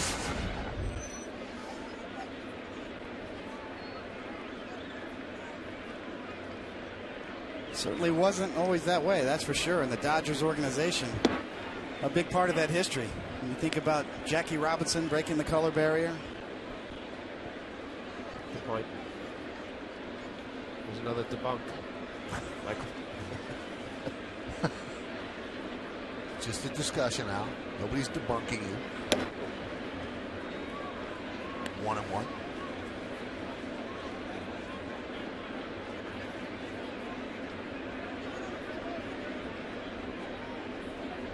David Adams popped to second in third.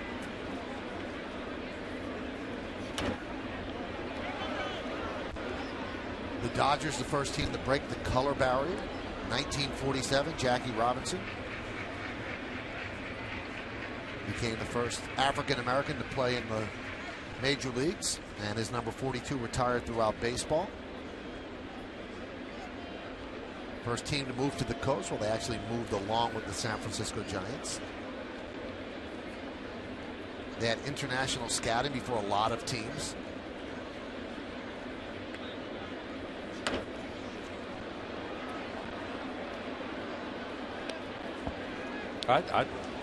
Last game you mentioned about Mr. O'Malley wanted to, or Branch Rickey. No, Mr. O'Malley. Mr. O'Malley wanted to put a retractable roof. Right. In the 50s. Did they have that kind of stuff? Well, he definitely wanted a dome, and talk about a retractable roof. We didn't know there wasn't even a dome then. But just to even think to have that foresight, yeah. And he wanted it right in that area where the Barclays Center is built. We had Jason Kidd on earlier, and Robert Moses, the head of Parks, wanted no part of it. And New York City planning, he wanted to put the new stadium in Flushing. Grounded to third. Cruz across the diamond for the second out. Hey, swing for the fences with the new Home Run Derby mobile game from MLB.com. Features include all 24 Home Run Derby competitors from 2010 to 2012, an arcade mode that brings high-impact thrills, and a derby mode that recreates the Home Run Derby tournament. It's available on iPhone and iPad. Download MLB.com's Home Run Derby game for free today. Robinson Cano does not have to download it. He is the captain of the American League's Home Run Derby team, and the Mets' David Wright, the captain of the National League team. Overbay fouls it back. And they both take it very seriously, these players that are designated as the captains and picking their team. Good stuff. It's become quite an event, the home run contest. Remember the last time the All-Star game was in New York at the old Yankee Stadium, and Josh Hamilton and the show he put on.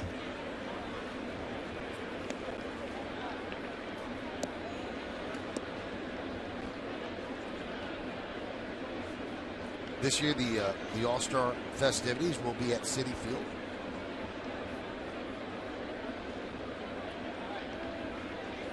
The 0-2, swing and a miss over Bay. Down on strikes. The Yankees go down in order 1-2-3 against Capuano. We've played 5 at the stadium. Dodgers 5, Yankees nothing.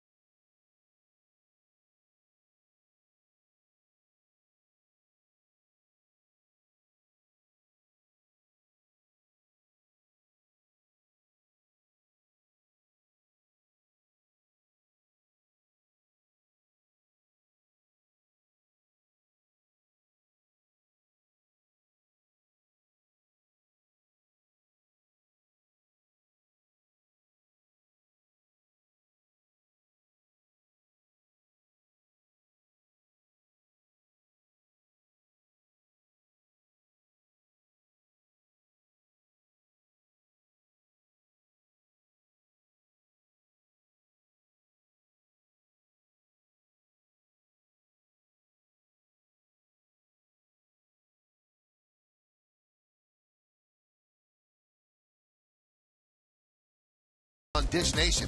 Join America's top DJs from coast to coast for juicy gossip and hot celebrity dish. Dish Nation, weeknights at 6 and 11, right here on My 9.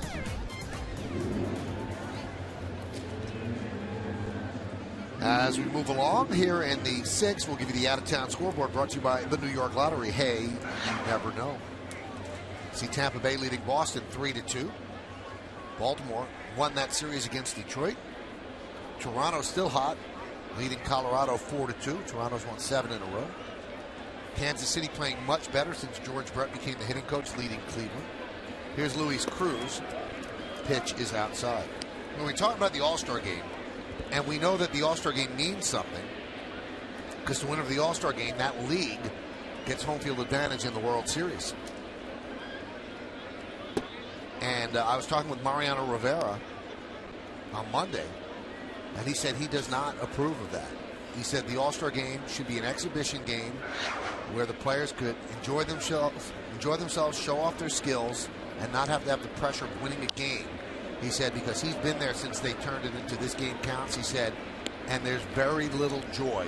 He said because guys really do try to win. He said that's why I don't want to. People said, well, he should start the game for the American League because this is his last year. He said, that's not my job. If the game really counts, how should I be starting the game? You got to play the game as if it counts. Well, he's not alone. I mean, most players feel exactly what Mo told you, Michael. That still viewed as a. Although now it's different because it does count, but it's it's to show off the talents of the best players at the halfway mark.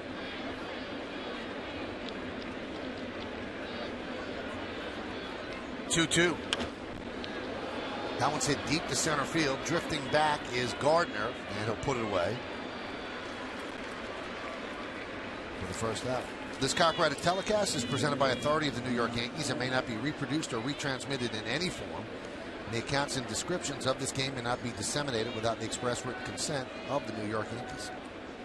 Well, there's no doubt that back in the day, you remember in the 80s and the 70s. Pete Rose running over Ray Fosse at home plate during the All-Star game, almost ruining his career, by the way.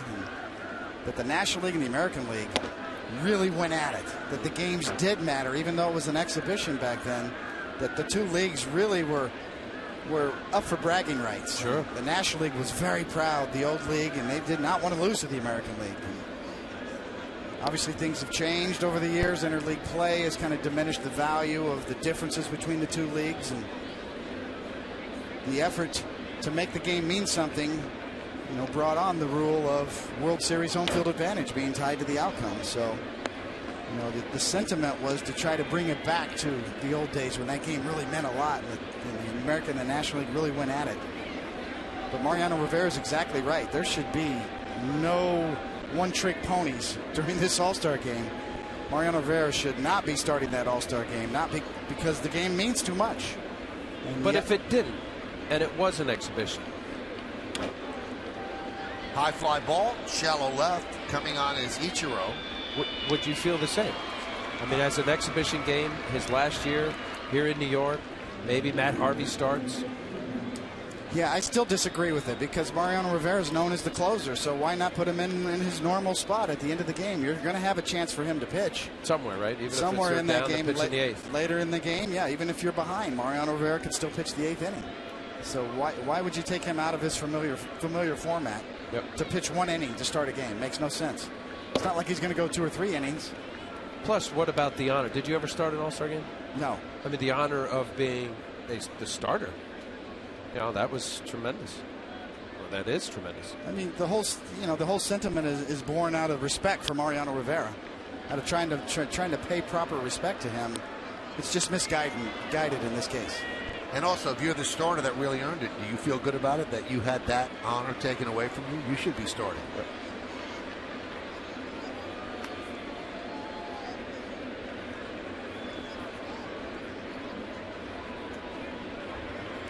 It takes Bo about 3 or 4 innings to get his massage before he gets out to the bullpen.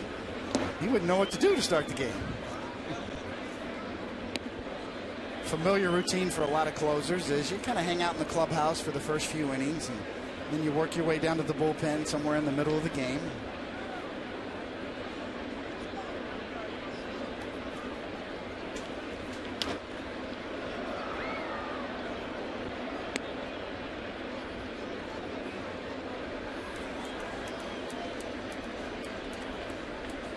Mariano received an award from the New York Brotherhood of Rabbis on Monday, and to tell you how much his teammates think of him, every member of the Yankee bullpen was there on their off day coming back from the West Coast trip,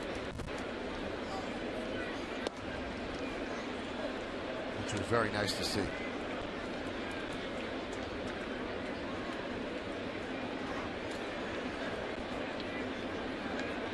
Top of the 6th inning is 5-0 Dodgers.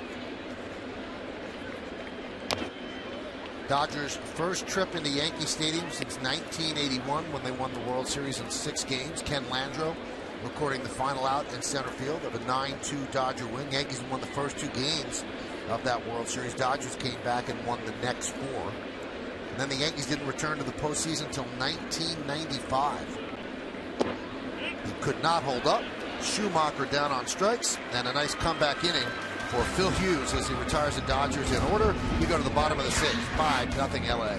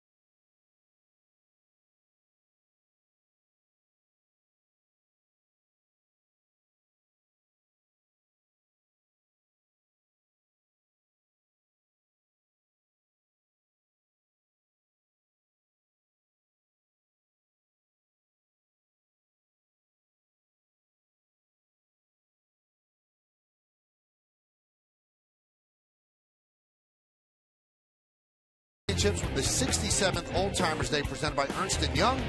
Come see your favorite Yankees legends put on the pinstripes again and take the field at Yankee Stadium. Now be sure to arrive early as ceremonies begin at approximately 11:15 a.m. with the Yankees game against the Rays to follow. So that's always a special day at the stadium. 5-0 Dodgers. Austin Romine will lead off the bottom of the 6th inning. And a strike.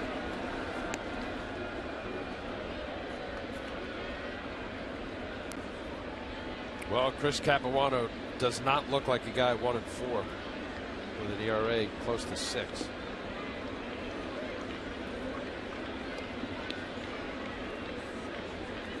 I'll tell you, David, just watching, he's won 18 games a few years ago with the Milwaukee Brewers, all-star player, a couple Tommy Johns. He's effectively standing up the right-handers with fastballs in, enough velocity, and throwing that little changeup down and away. It's the hard in, down and away formula. Few mistakes I think the Yankees weren't able to really capitalize on. Had a big moment in the 4th inning. A couple singles early in the Knicks and Cano. Yeah, he's pitched well. I mean, he's given the Dodgers more than they could have asked for in his first start coming off the DL. It's that right there, the fat pound in and then that little fadeaway change. And the Yankee hitters have a tough time laying off. Watch it. It's like body line and then soft down and away. That's basically what he's been doing. Well, and then the left-handers, he's been throwing that little power slider. Austin Romine now 0 for 2, and the Yankees really have to be disappointed in Romine's production offensively, or lack thereof. Just 7 hits and 55 at bats, so he's under 130. And without Francisco Cervelli, this was Austin's chance to show, listen, I can hit in the big leagues, and he has certainly not done that. I know it's truncated playing time, but he's got to hit better than this.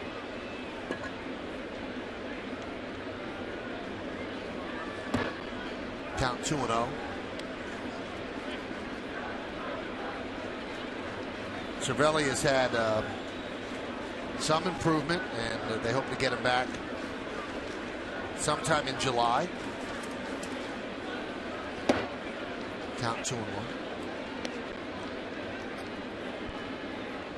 Yeah, I mean, the nature of not playing every day for a young player who's done so with the minor leagues, Austin Romine, when you get your chance, I mean, that's the reality of it. For as much as, players would love to be comfortable and get the 500 plus at bats, this is your moment. You have to get it done. 2-2. Well, if Capuano can hit 89-90 with the fastball on the gun, he can win a lot of games. With the way he knows how to pitch, his question has always been about health.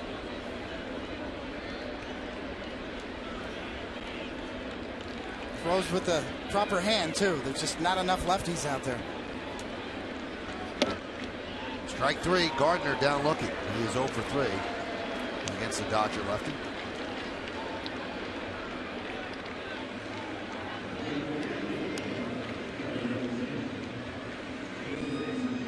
He settled in definitely. When you get a big lead, especially here at the stadium, you're always worried about a walk, a bloop, and a big fly, and here you give up 3 runs. But comfortable Capuano now kind of threw backwards there.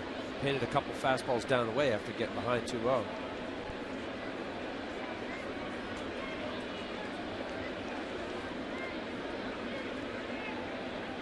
Here's Jason Nix.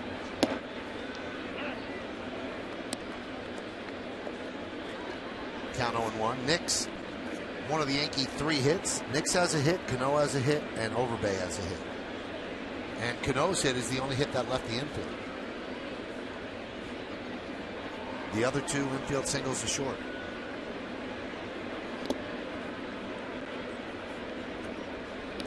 Well, there's no doubt Capuano just knows what he's doing out there, Al. He's got a good feel for pitching. He's a veteran guy. As you said, back with Milwaukee, he was an all-star and won 18 games in his career year.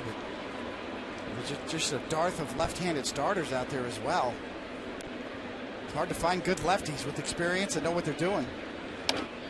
Tap slowly to the first baseman, Hairston. Flips to Capuano, who makes a barehanded grab and beats Nix to the bag, just barely. So the Yankees go down in order 1, 2, 3. Capuano has retired 8 in a row. Nice play by the left-hander as we're going to take it to the 7th. 5-0 Dodgers.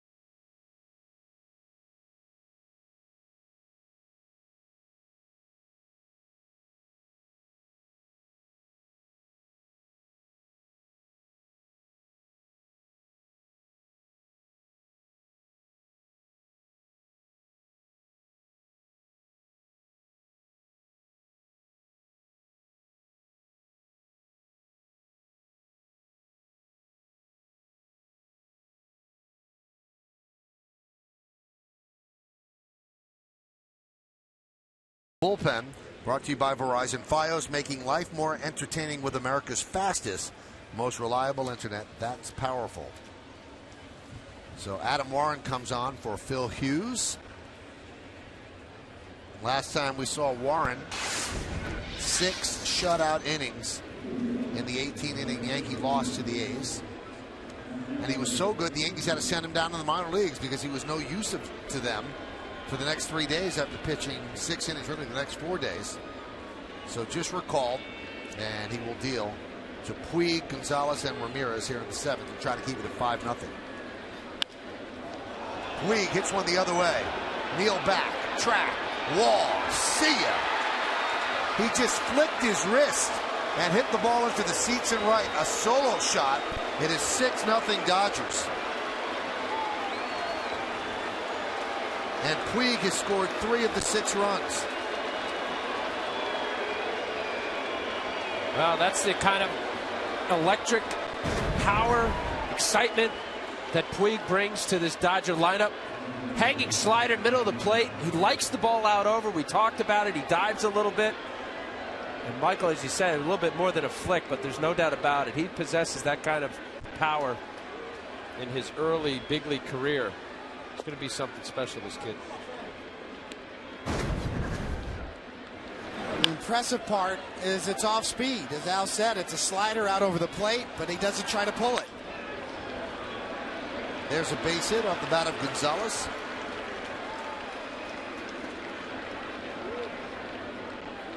So a rough start here for Adam Warren.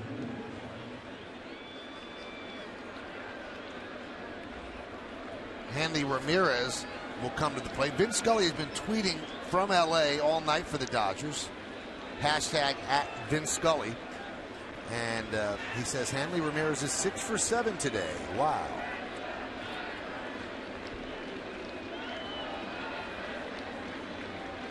We thought for a while that Vin was going to make this trip. He does not make trips east of the Mississippi. And here's why Vin said wow. Line to line, rope, That was a line drive home run off of Claiborne.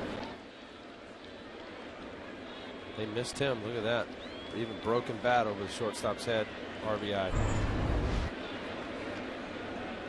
So here is Hanley again, 2 for 3.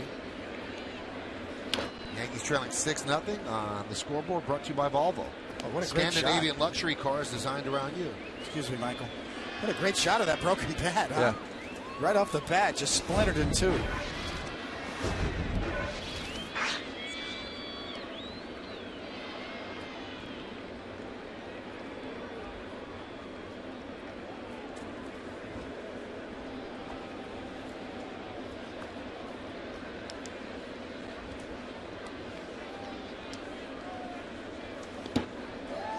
That one gets past Romine, doesn't know where it is. Gonzalez at second still doesn't know where it is. But Gonzalez is not going to make anybody forget Maury Wills, so he just stops there at second. Well, breaking ball in the dirt. Let's see what happens here with Romine. Basically scoops it up way in the sky, kicks back, and Maury Wills, you're right, he's retired. It's not Adrian Gonzalez.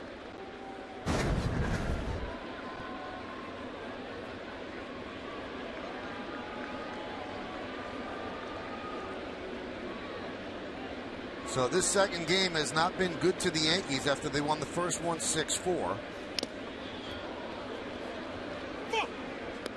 So he tips the ball into the glove of Romine, and Ramirez down on strikes. And he is angry with himself. Here's one more look at that broken bat by Ramirez. Amazing. Right off the bat. Split it right into the barrel, and the ball were in a race. The ball won.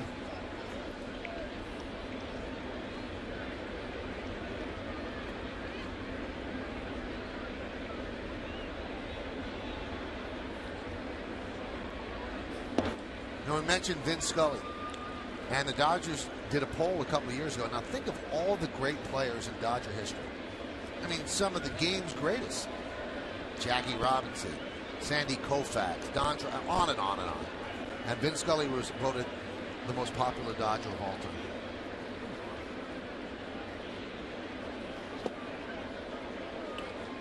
Wow. Well, there's no doubt that Vince Scully has done as much as anybody to grow the game of baseball. And that's why we have the Ford C. Frick Award. That's why there's a baseball writers wing of the Hall of Fame. Hall of Fame's just not for ball players. Hall of Fame's for anybody who grows the game. And that guy has done more to grow the game, really, since the team went out to LA, but even before that. Because he went out west with the team when the Brooklyn Dodgers moved from Brooklyn. And almost did not, right? When Mel Allen was retiring, he was approached by the Yankees back in the early 60s to come back and be the voice of the Yankees. And he had already established a home in LA, and he decided not to do it. And if he had decided to do it, we would not be sitting here. He'd be sitting here, and he works alone on TV. And New York would have been the better for it. Just a phenomenal broadcast. And by the way, did you see the second line of his resume? Graduated from Fordham University. Somebody else graduated from there, didn't he? Bob Papa, Mike Breen. The 2-2. Grounded to first. Knocked down by Overbay. And he flips to Warren. They get the out as Gonzalez moves to third. Koufax in his perfect game in LA. Here is Scully on the call. 9:46 p.m. 2-2 to Harvey Keene. One strike away. Sandy into his windup. Here's the pitch. Swung on and missed. A perfect game. Almost seems like he's singing to you. Yeah. And a couple of generations of Los Angelinos have grown up to Vince Scully. Well, and also nationally, all the years of him doing the World Series and NBC, and we all grew up with him. You would go to Dodger games and people had transistor radios, and you would hear Vince Scully throughout the ballpark. The players could hear it because everybody listened to Vince Scully. There's a strike. 1-1. Just the cadence of his delivery, just like none other. And I think as a major league ball player, I don't think you've arrived until Vin Scully's announced your name. Yeah. And I still remember when I first came up with the Royals, and he was actually doing one of those games, actually out in L.A., and I was playing against the Angels, California Angels at the time, and I struck out George Hendricks. Vin Scully, big breaking ball from the young right-hander. I had arrived. Yeah. Vin Scully just said your name. Said my name. Big breaking ball.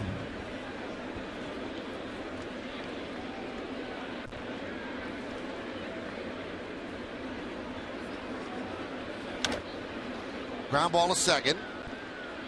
And Hairston for the final out. In the words of Vin Scully, it's interesting to note none of us even come close. At the end of 6.5, it's time for the 7th inning stretch. Dodgers lead the Yankees 6-0. But we're going to stay right here to honor America in the Bronx. Ladies and gentlemen, will you please rise and remove your caps? And please direct your attention to the area behind home plate. And welcome an honored guest of the New York Yankees, United States Marine Corps Staff Sergeant James Scully, who served in Operation Iraqi Freedom. The Yankees say thank you for your sacrifice and service to our nation.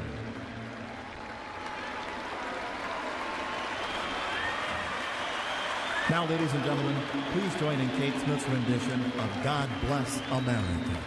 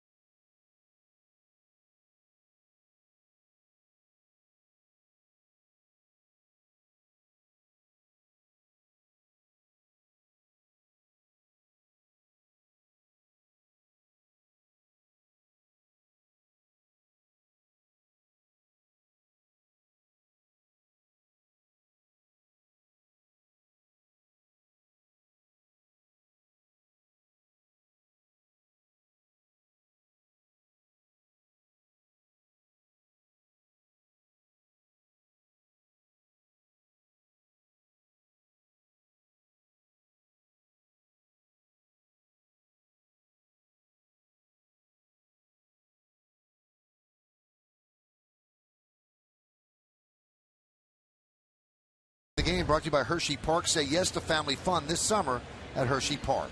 Well, it is sweet because it's a slider, and yet Puig is still going to stay behind it and hit it to right field and take a shot at the porch here at Yankee Stadium. And he has arrived, Mr. Puig. And Puig mania is ongoing. And coming to New York here with the Dodgers, he's been impressive. 6-0 on the Volvo scoreboard. We told you Vince Scully is tweeting at Dodgers and about Puig. Remember, Vince Scully has been the Dodger announcer since 1951. He said, I've never seen anybody do what he has done in such a short period. He's been remarkable, a 5-tool player who constantly shows the tools. And that was the scouting report that Al gave on Puig at the beginning of Game 1. New pitcher is Chris Withrow, and he deals to Cano a strike.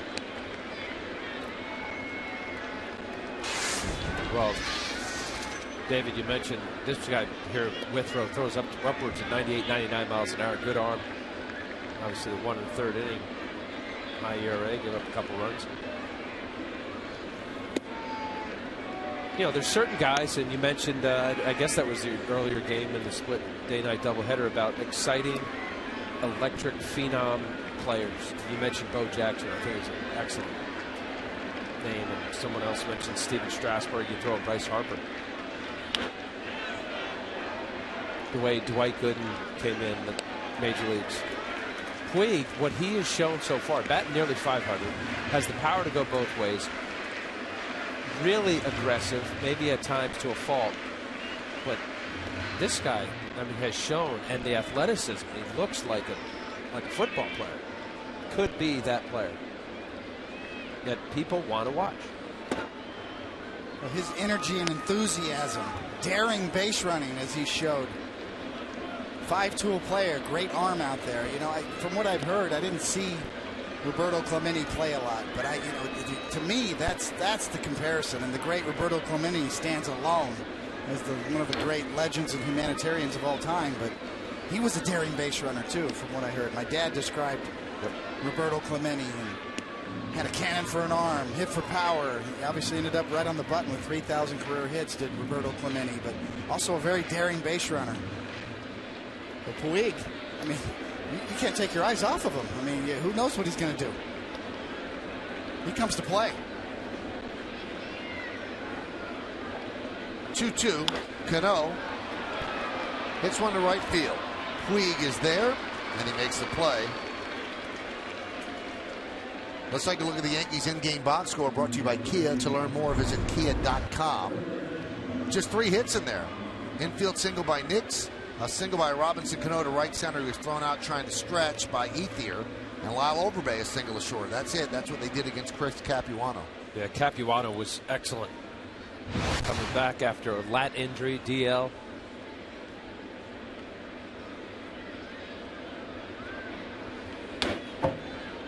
Yeah, those lefties, Al. There's always a market for those lefties, aren't there? Left-handed starting pitcher. When you get those strikes, change speeds, you're going to have a job.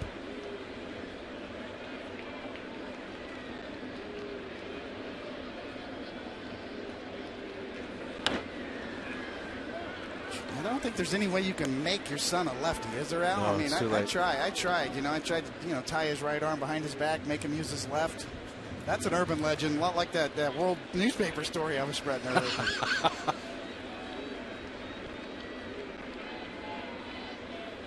Either you're a lefty or you're not, right? Yeah, I think so. I mean, you know, at least as far as throwing a baseball. Although, I read a story, and it might be legend, but I'm going to go with it. Ryu, supposedly his father bought him a right-handed glove, but on the right hand, because his dad didn't know much about baseball, I guess, growing up there in Korea. And he started to throw left-handed because he bats right-handed, supposedly.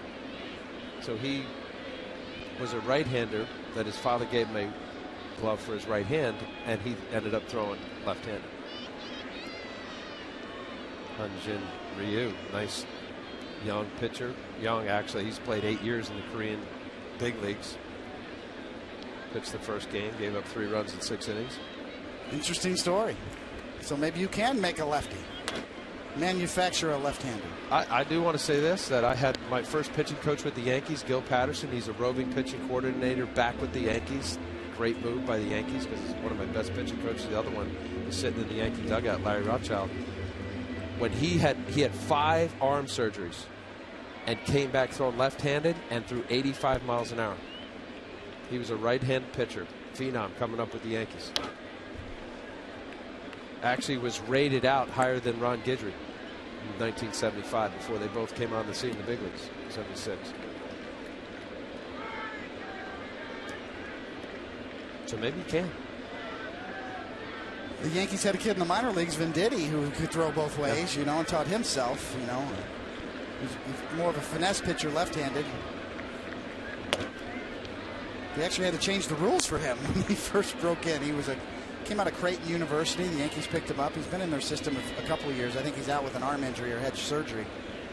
But he could change. He had a switchable glove on the mound, and he could switch depending on when batter was right or lefty. He could throw right or lefty in the middle of an at-bat. That one is driven to left field.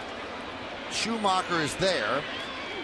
And Wells continues to struggle. He is 0 for 3. Friday night, Yankees baseball on My 9 continues as the Bombers take on the Rays. It all starts at 7 p.m. as the Rays pay a visit to the Bronx for a big American League East showdown. Yankees and the Rays Friday at 7 p.m. here on My 9.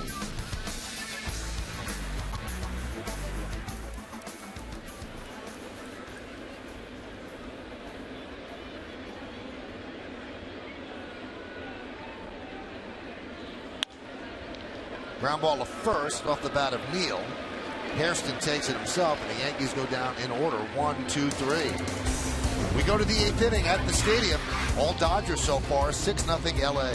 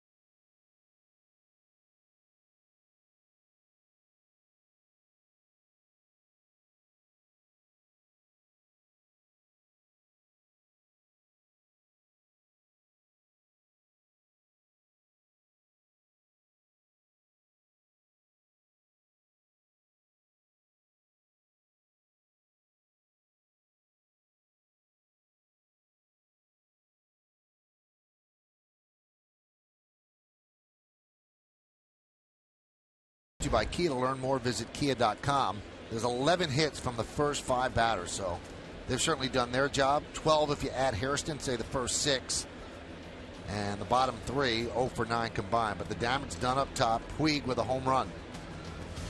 2 ribbies by Ramirez. You look at that lineup, and they're without Matt Kemp, Carl Crawford. You know, to think these guys are 10 games under 500, 11 games under 500 last place. They just haven't been able to keep their core players. Lined into left field, and Fedorovich, facing his former battery mate at North Carolina, flies out for the first out. We move along this inning. You'll see the out-of-town scoreboard brought to you by Nissan during Nissan's Easy Choice event. The choice is easy. The savings are big. Shop at ChooseNissan.com.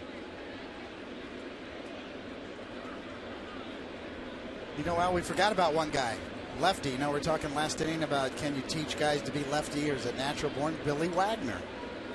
Billy Wagner broke his arm. who's a natural right-hander.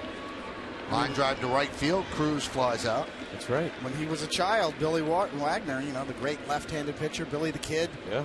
Houston. Broke his right arm twice in accidents as a young boy and taught himself to throw left-handed by throwing baseballs against a wall and working continuously to develop it. Forgot about Billy. Yeah, that's right. So you can.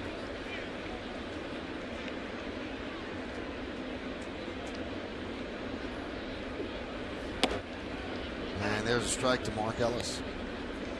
Well, you batted left-handed, right?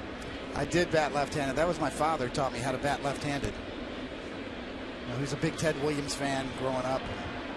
Of course, George Brett, too. A great left-handed hitter in the Kansas City area, obviously for the Royals, a Hall of Famer.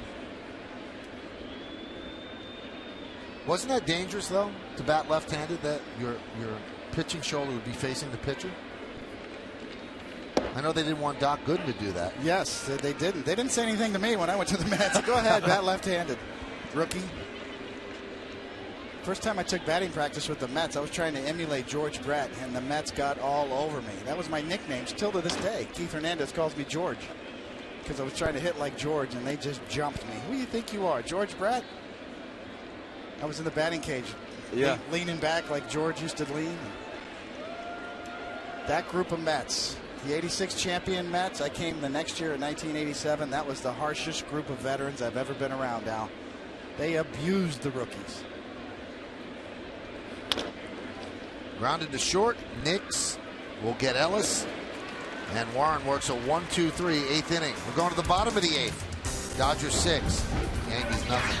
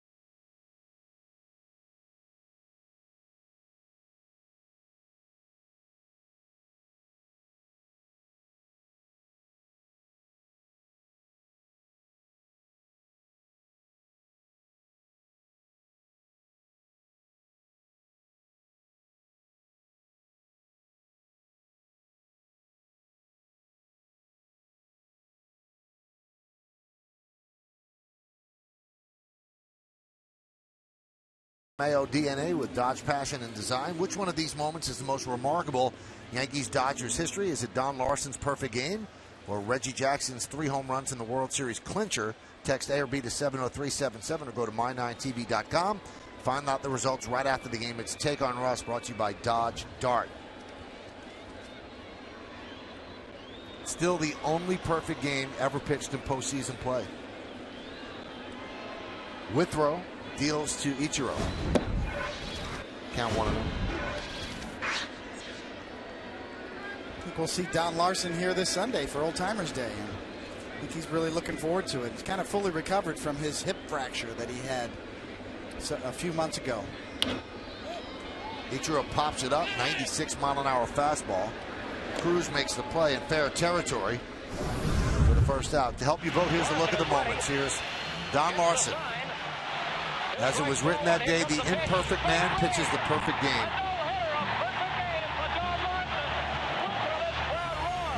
Caught Yogi in his arms. So that's one of the great moments.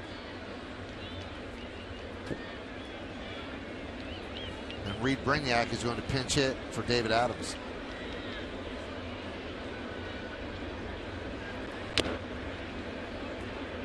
Fouled away.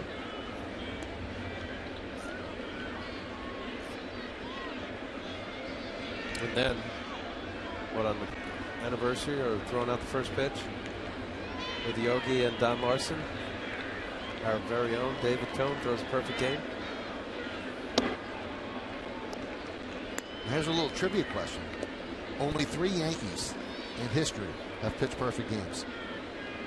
And only one of the 3 did not attend Point Loma High School in San Diego. Who's that one? Kid from Kansas City? That's right. Ground ball to first. Hairston beats Brignac to the bag. All right, so we've talked about Larson's perfect game, and here's Reggie getting himself a candy bar. When he signed with the Yankees, he said, they'll name a candy bar after me. Well, he hits these 3 home runs in the Game 6 clincher in '77, and opening day the next year, there was a Reggie candy bar. Mr. October. Reggie had tremendous bat speed. I'm actually on his list, Al. I give up a homer to Reggie late in his career. With the Angels? He was with the Angels, the California Angels. It was around that time when I broke in and Vin Scully announced my name for the first time. Well, one night, I think Reggie was 38. He hit 3 against the Royals one night. The first one off of Dennis Leonard, the starter.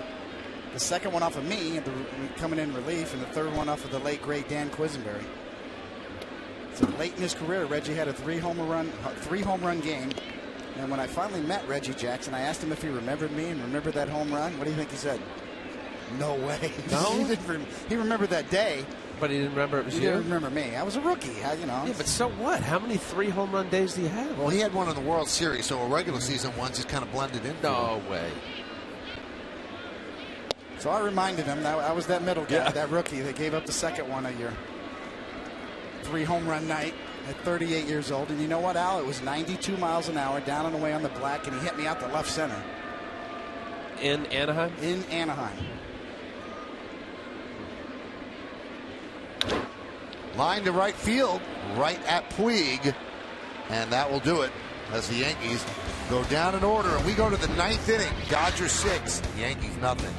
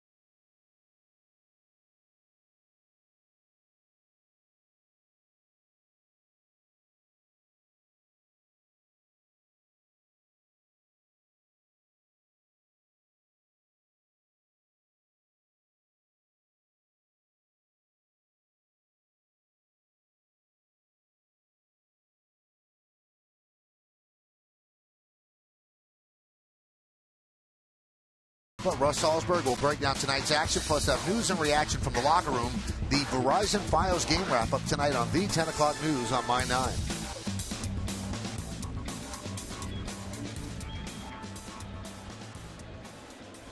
So we go to the 9th inning.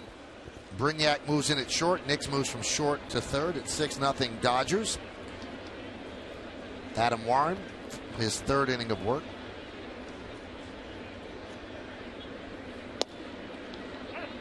And there's a strike.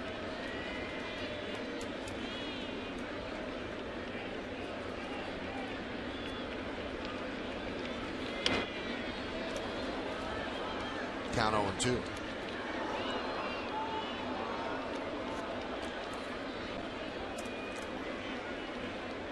It's been a tough night for the offense. As you see, the Yankees have just scratched out 3 hits. And on the other end, the Dodgers have 12.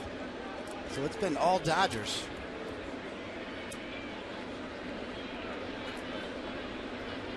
The 0-2. Grounded to third. Nix is there. 1 away. Well, that'll bring up Puig, who is 2 for 3 in this game, but he had an impressive first game as well, trying to stretch a single into a double in the first inning, thrown out. But then later in the game, he does stretch a single into a double. Then a home run the other way. And this guy is a phenomenon in LA. The first 4 days he was up, they sold 2,000 Puig t-shirts and 600 Puig jerseys. And that's the most they've ever sold of any player in 4 days, including Manny Ramirez when he came and took them by storm. He wears number 66 because that's what he was given in spring training.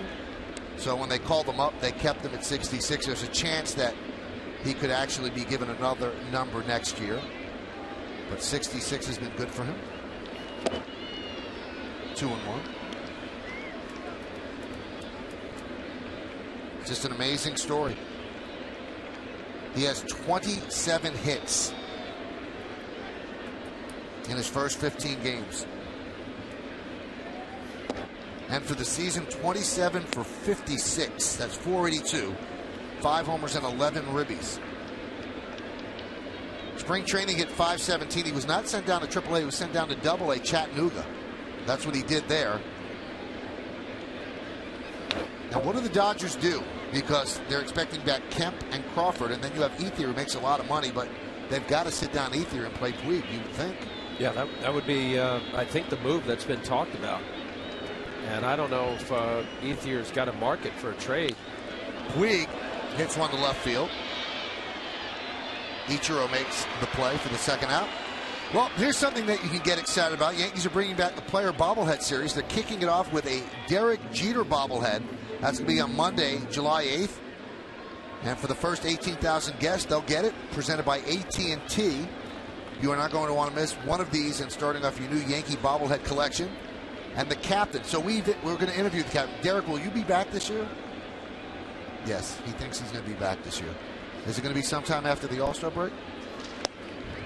So Derek says, yes, it will be. Are you watching the game tonight? No, I don't watch games that I don't play. Does it bother you that Michael Kay is doing this? Yes. So that is the first of the series. Pretty cool Derek Jeter bobblehead. The other ones in the series will be Hideki Matsui, Yogi Berra, and Mariano Rivera. So Derek's will be the first on Monday, July 8th. Gonzalez grounds one foul. That's right. Matsui's going to try to retire as a Yankee, right, Michael? Mm-hmm. And sign sort of a one-day contract and officially retire as a Yankee. It hasn't happened yet. You said try and retire, or he will. It's he going. will. It's okay. going. Yeah, it's planned. Yeah, it's planned. Okay. It's planned for the end of July, and that'll be a nice moment. Gonzalez with a fly ball to center. And a 1-2-3 inning. The Dodgers go down in order. Well, the Yankees come up in the bottom of the ninth inning. They're down 6-0. Do the Yankees have a rally in their bones? The captain thinks so. Stick around to find out.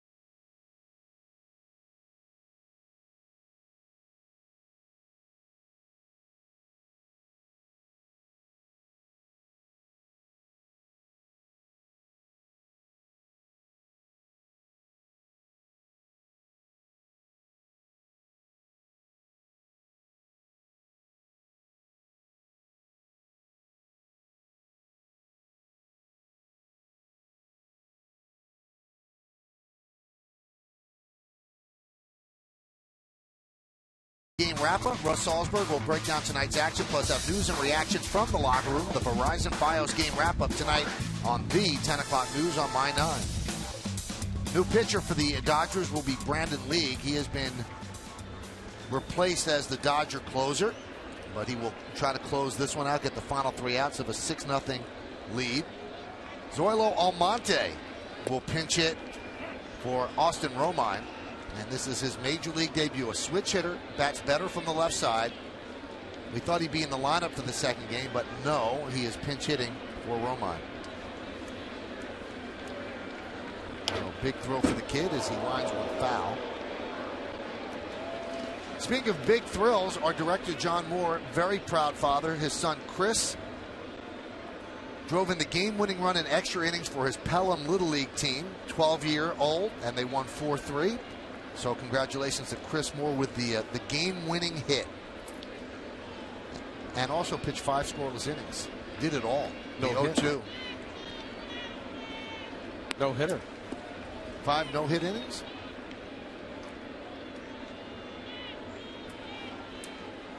Those are the days, boy. Huh? You're just dealing on the mound and you're raking at the plate. 0-1-2. Lined to third. Nice play by Cruz on the short hop. And there's one away. The numbers on League. Blew 4 saves. 32 hits in 26 innings. 40 base runners in 26 innings. And just 13 strikeouts. Well, you mentioned that he lost the closer role, at least for now. Kenley Jansen is now the closer.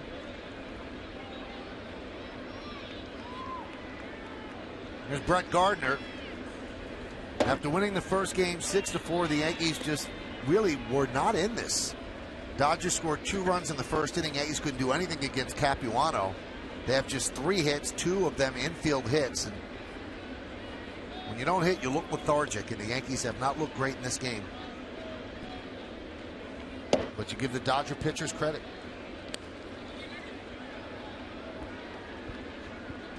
So unless the Yankees rally here, they will split this day-night doubleheader. Dodgers leave town. They go to San Diego tonight, and the Yankees will wait for Tampa Bay tomorrow. 7th inning in Boston, and the Rays lead the Red Sox 6-2.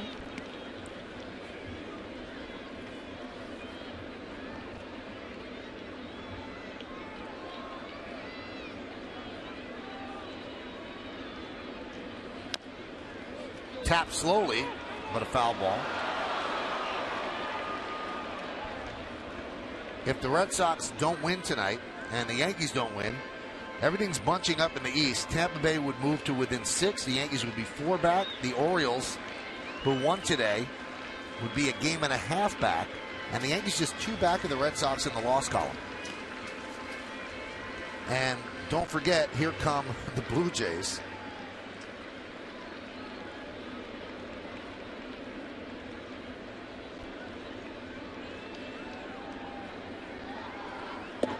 Blue Jays leading Colorado 5-2 in the 8th. And the Blue Jays have won 7 in a row. So that would put them 6 behind the Red Sox in the East. And we thought 1 through 5 would be very close, and it's going to be very close. 3-2. Still 3-2. That would almost get the Blue Jays to 500, right? 1 game under. Yep. Make them 35 and 36. That's with the Oriole win in there.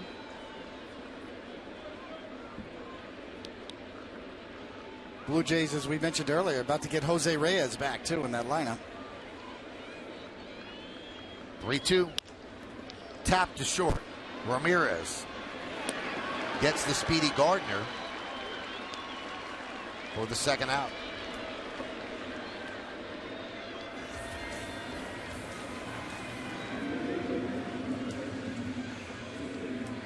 So for Don Mattingly, his return to Yankee Stadium in a uniform, it looks like it could be a split. Loses the first game 6-4. His team was sloppy. They played better in this game.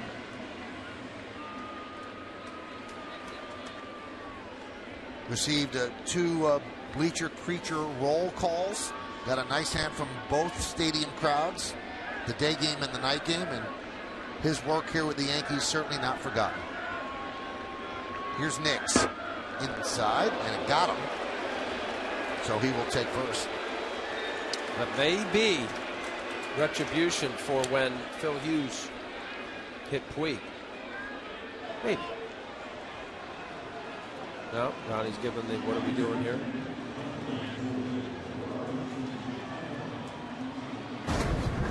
Or just bad command. 2 outs in the side. Of course, I have no idea. Well, I thought Mattingly's reaction in the dugout was interesting, to look right at Joe Girardi and shake his head no.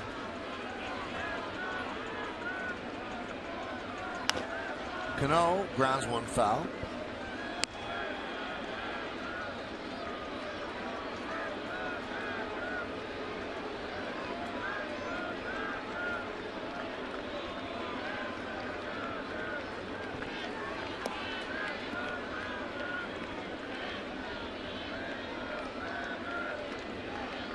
They, of course, do not hold Nix on at first.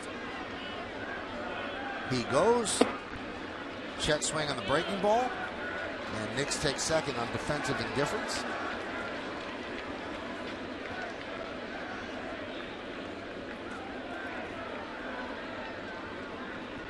And John Tumpain, third base umpire, said he checked his swing. Doubleheader, they'll bring in a minor league ump, and John is that umpire in this crew tonight. So the count 1-1 on Cano, who was 1 for 3 today. Pitches low, 2-1.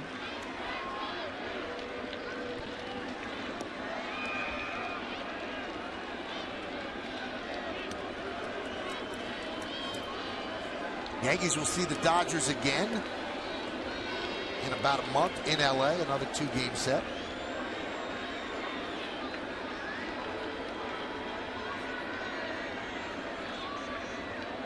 And in July 30th and 31st.